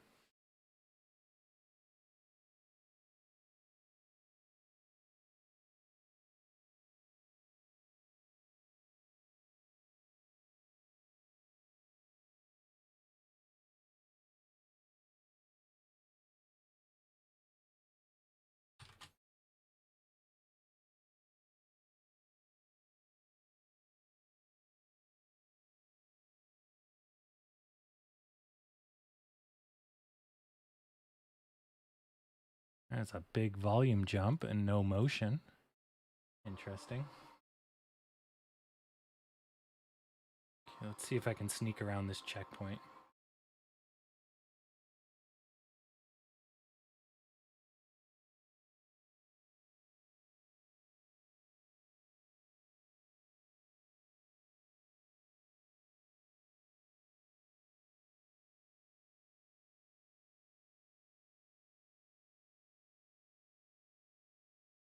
What a silly checkpoint.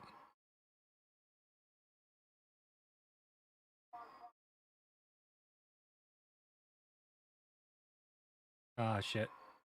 They're coming after me. They didn't like that.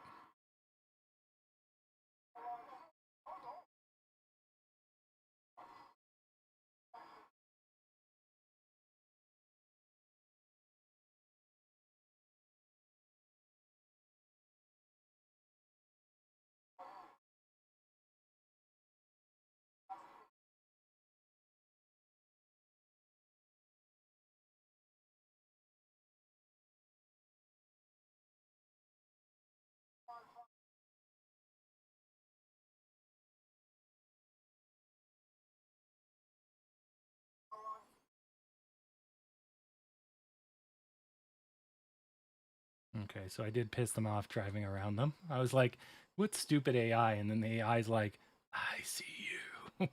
Like, ah.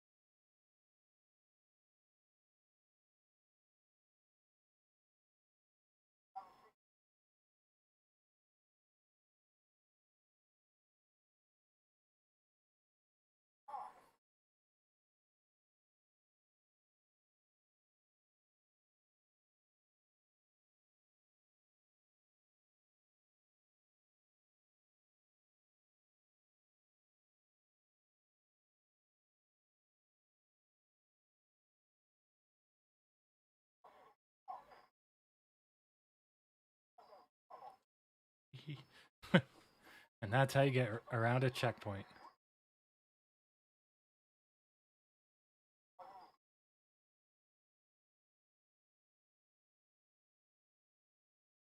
Jeez, this is a long bridge.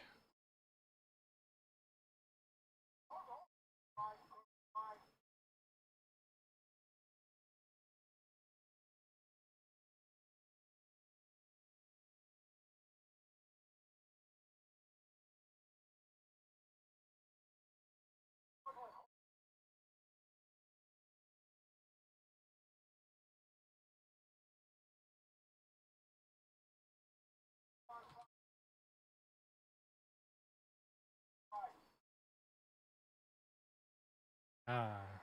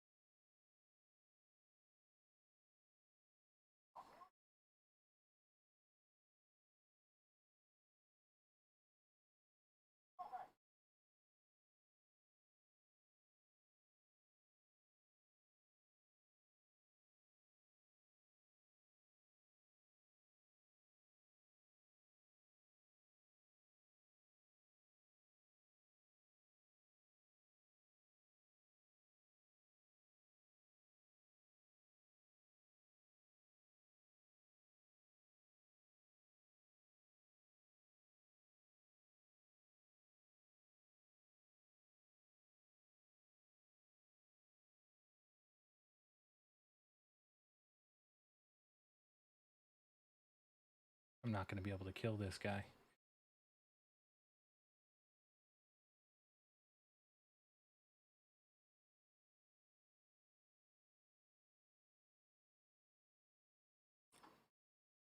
Means I may not be able to get off this bridge.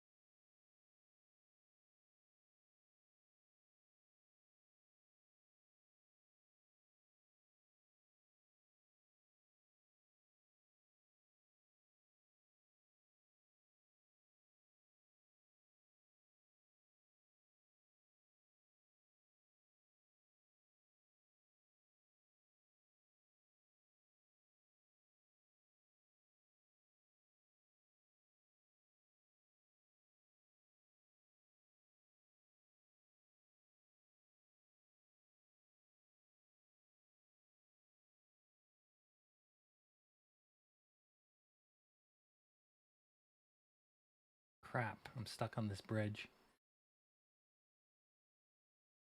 I can't get over it because there's 2 advanced riflemen on the bridge. Oh, there's my name. 4050, okay.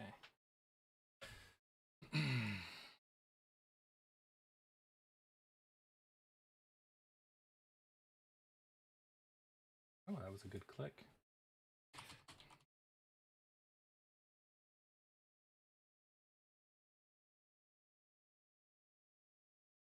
Right, got quite a few people in for the running. Down to the last 30. And it's all locked up.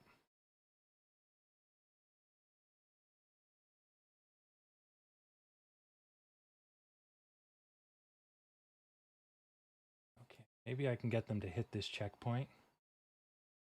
But where's the other checkpoint? Plus, this isn't the bridge I need, is it? Oh, no. This bridge I'm thinking about. Shit. I'm on the wrong island.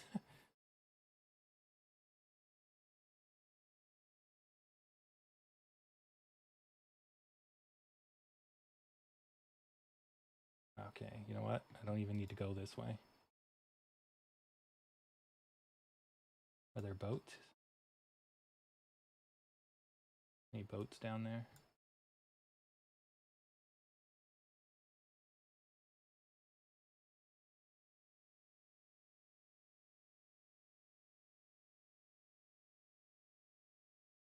All right, so the cutoff is usually 3:30. 42 is nowhere close, so I'll put it in.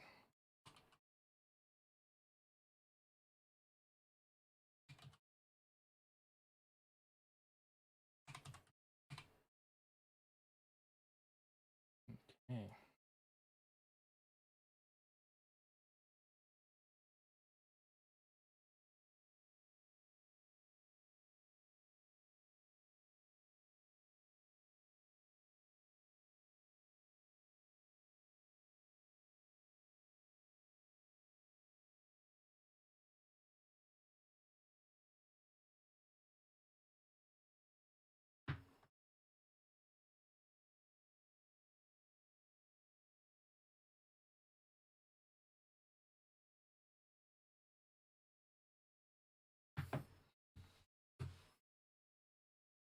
All right, country road, take me home.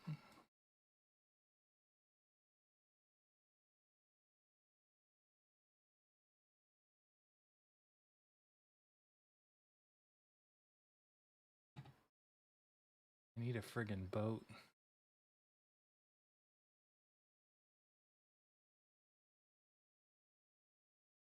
It's all good. I'm not a huge stickler. As long as it's not a snipe. That's the whole point.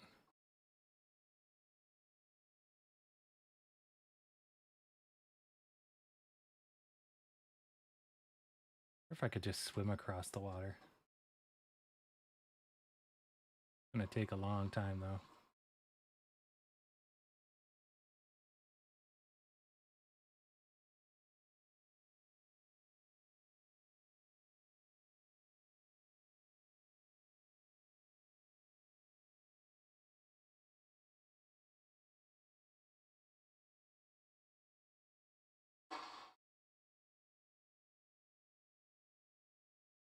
The game said I had 0 grenades and I just threw one.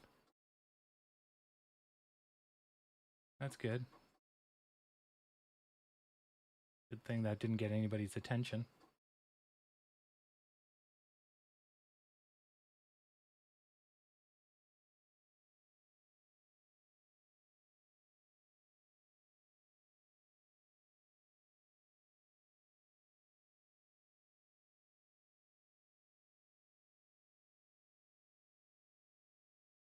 Yes, climb, green, climb, and then stop right there.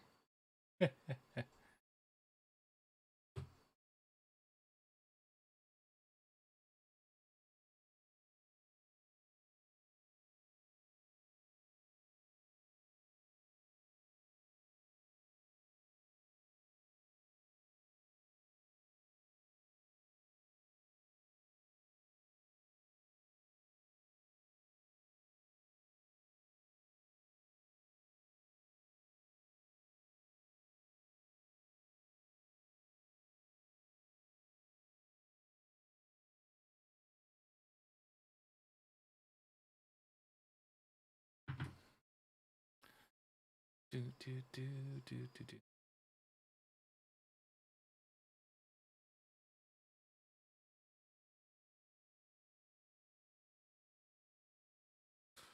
All right, let's swim across the ocean. Gonna go for a 2.7 kilometer swim.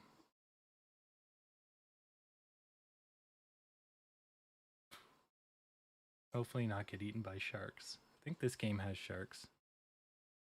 Can't remember.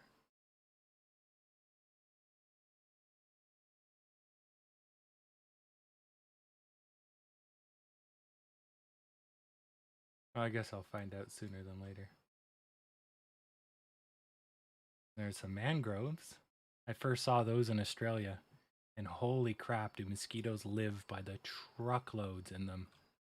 It is never, ever, ever, ever, ever, ever, ever a good idea to do this.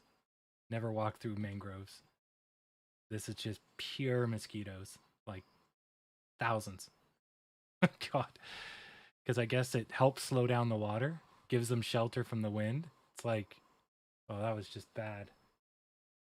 But I went in there because I was like, oh, this is cool. And then I'm like, I'm eating mosquitoes. Help me. Luckily, Australian mosquitoes are much bigger than Canadian mosquitoes.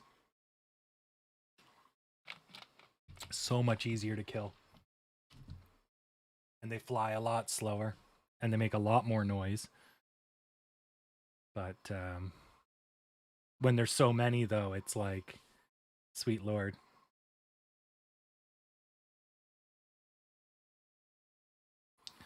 All right, it's going to take a while. Also impossible in real life. You drowned. Try swimming with one of those backpacks, even if it was empty.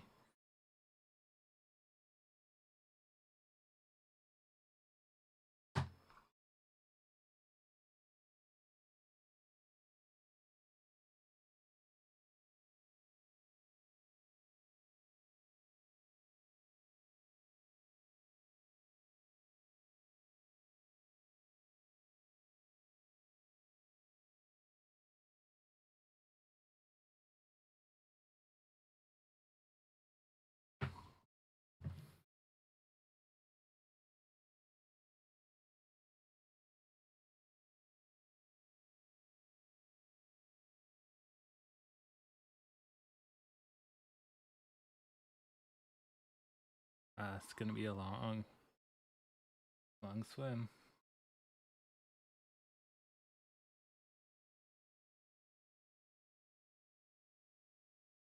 But on the other side, it's freedom. America. No, it's going to Barry. So much for staying on me. Oh, the little fishies. Or big fishes. Oh, sea turtle.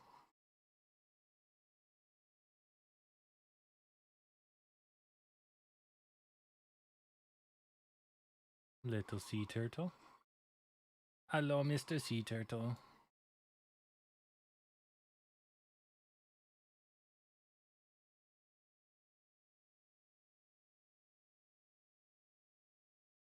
Tuna? Just looking for sharks. So far, looks good.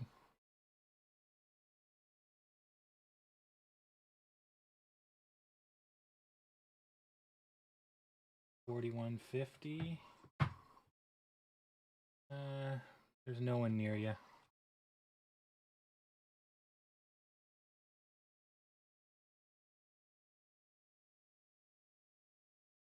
Novell was also late.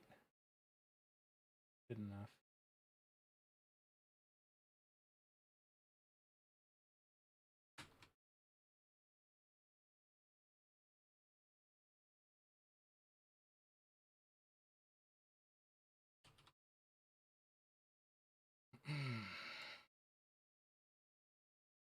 Okay. The final countdown. Pew. Last 20.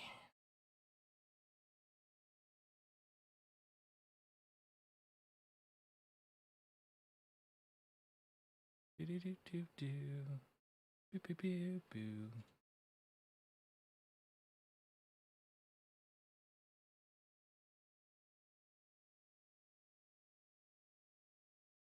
I was running out of oxygen there.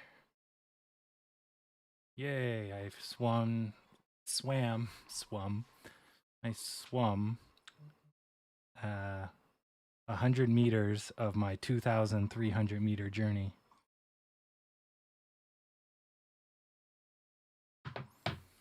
Oh boy.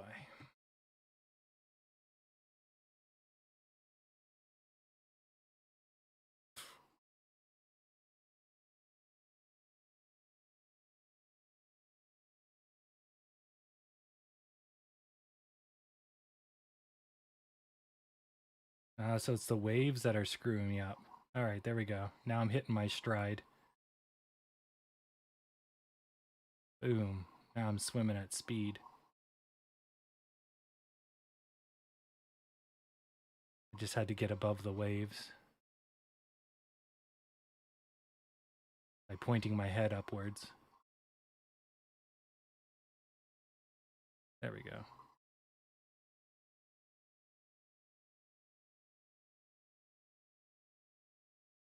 You're going to see a lot of crotch gyration.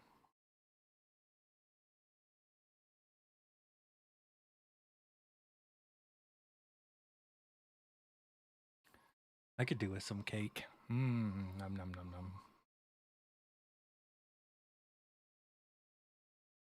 Although it's not really cake that you like, it's the icing.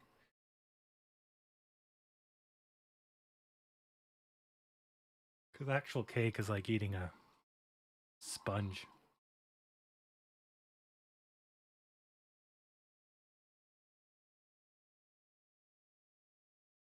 Ice cream is so much better than cake. Ice cream's an everyday food.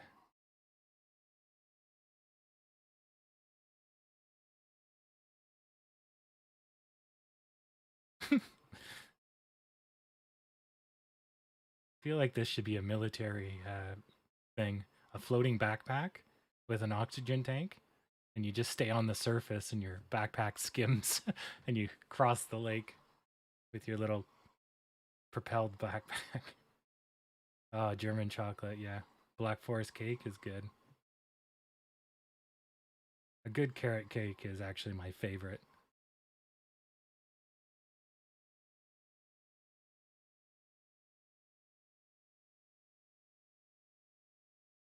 Oh, the sun's coming out.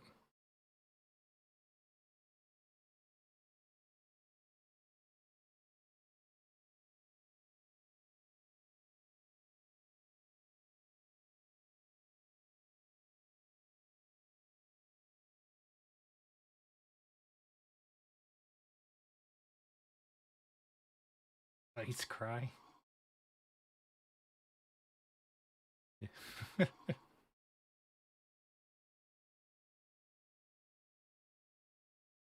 I'm gonna have an ice cry. Nice. Well, it's 50-50 between me and Barry, but I think some sell off, so unless we get to Barry early, it'll be me or my name. Maybe FOC if it's serious.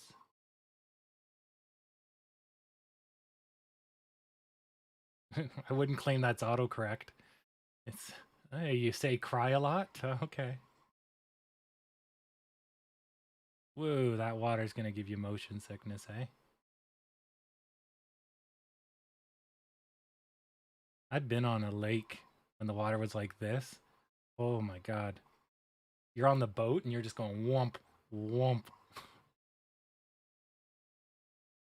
Like, those are pretty big waves for like a small pleasure craft that are made for,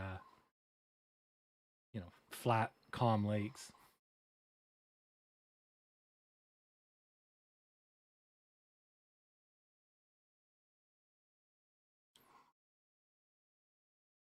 Wonder on Navy ships, I guess they weigh so much, they never really get thrown.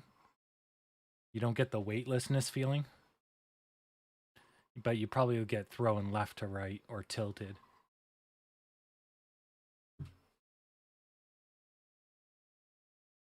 Yeah, Lake Ontario can be really aggressive as well.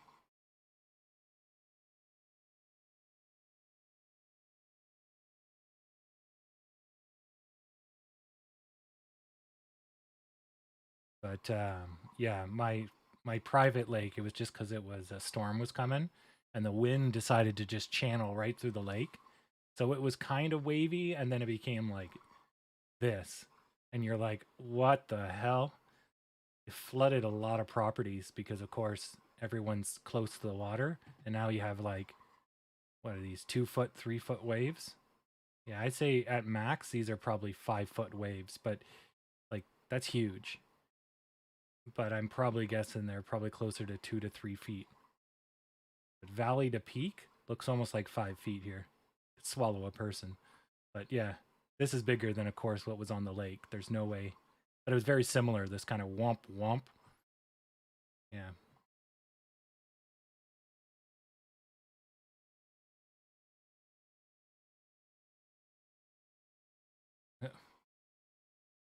Characters struggling to get across.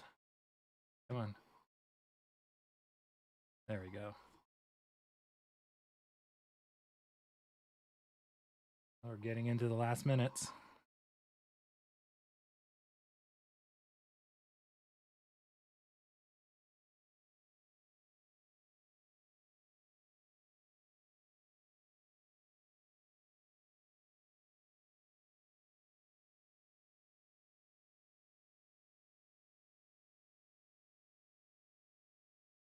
Hello, FOC.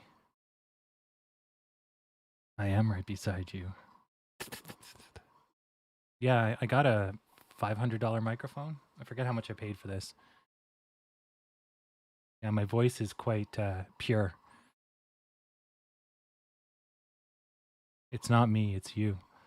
Now I don't even have the best settings on because that takes like some effort. But it captures good. You can taste the difference quality makes. Today on the stream, we're going to have this guy's crotch in the studio. This guy, tell us about your crotch.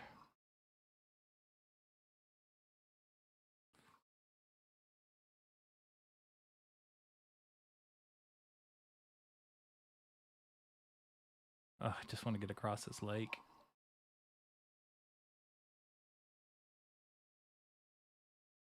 But this, I have it also on 4 times speed, and I don't think it's making a difference.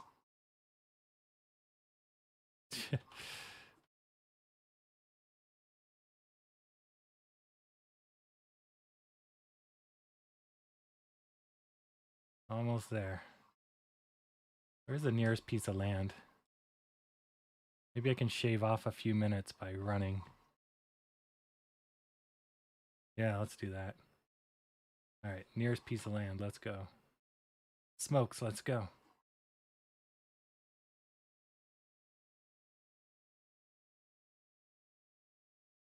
Oh, well, that's good. My number is 555.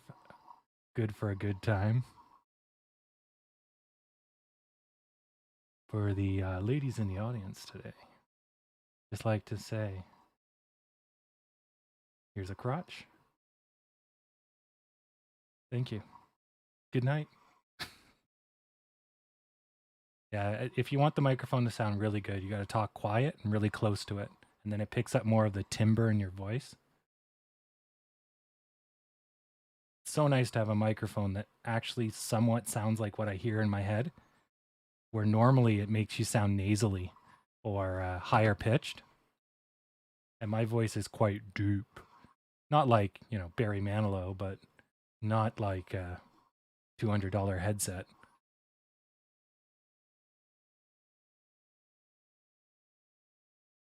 I'm sure a lot of people are fooled by it. Some people tried the 1-800 not a cult number.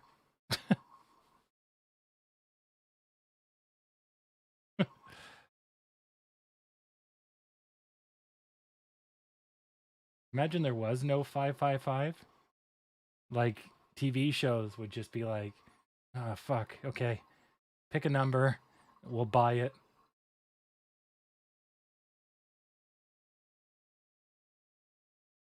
Apparently that's what they were doing back in Conan has a good joke about that, but back when the internet was new, anytime they made a reference to a website, they had to buy it so that they could control the IP and or the intellectual property. So you have like www.creedthoughts for The Office, and so Conan made fun of it, and I think he made like Vampire Papabera or Horny Hippo or something, and he forced NBC to buy it because he mentioned it, right? And so it became a thing.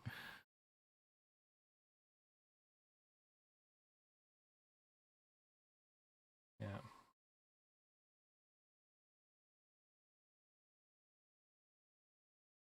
Well, I'm almost there. And then I'll find out all the rum is gone, and I will cry.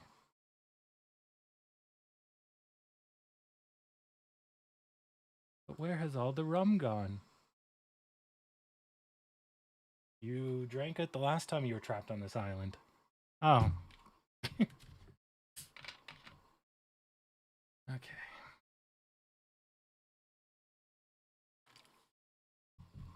Man, I can't believe they shit canned Johnny Depp for the Pirates of the Caribbean.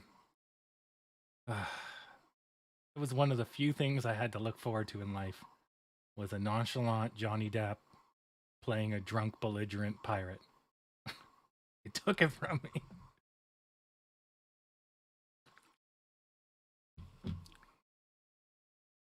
It's just like what's his name? Downey Jr. They're made to play belligerents. If you got Downey Jr. and Johnny Depp in the room, and Frig, even add in maybe a little bit of leadership character with Charlie Sheen. Holy crap, tour de force right there.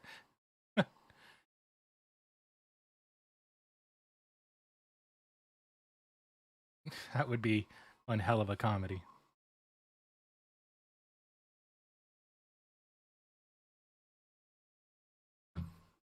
Well, I can start to see a little bit of palm trees through the top of the water. I must be getting close. And this is where I find out sharks. Oh yeah, sweet land, England. All right, just gonna Alt Tab so I can make this bigger. All right, the showdown. End of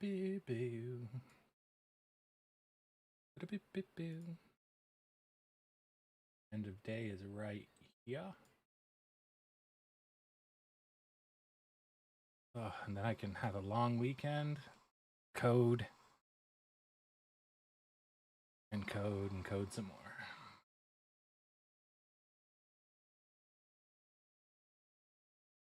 Is that a fucking boat? Oh, it's an unworkable boat. Makes sense. It's halfway inland.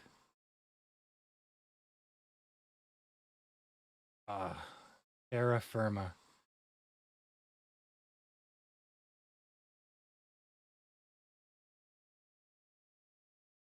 Okay.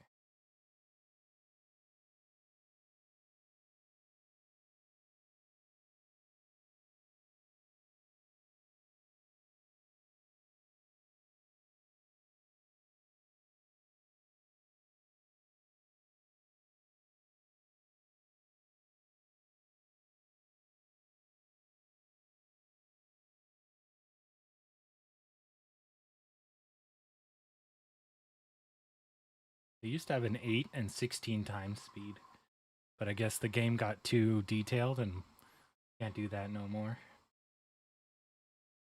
But it's pretty cool to run across the map at 16 times speed. You're just like the Flash. You're like, because your legs are touching the ground like every quarter of a second.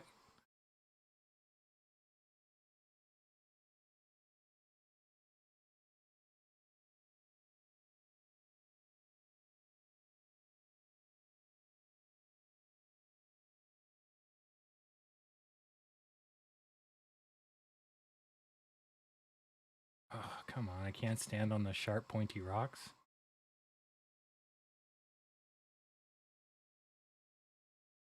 What do you mean they're slippery and probably will cut me? There we go.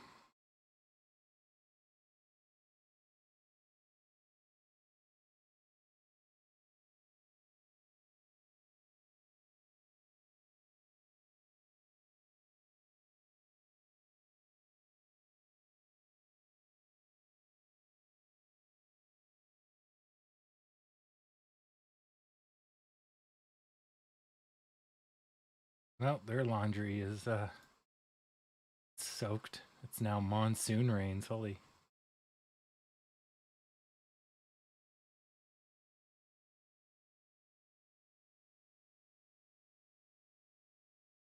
I think the game also has everyone go inside when it's raining. Can't remember.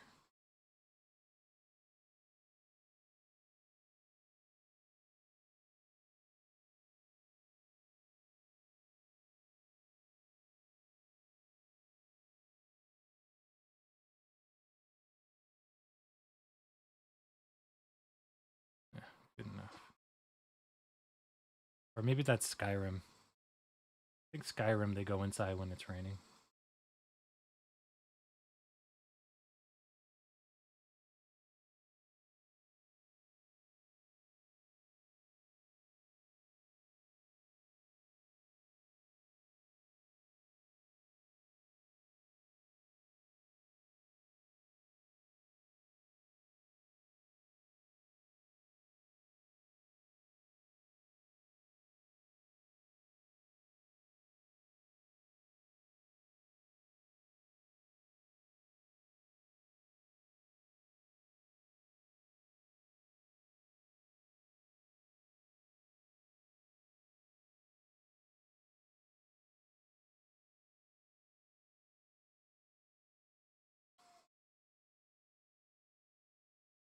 Okay.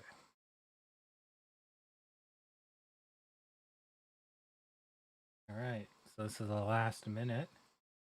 And let's get the scrimmage line up. I can do it fast enough.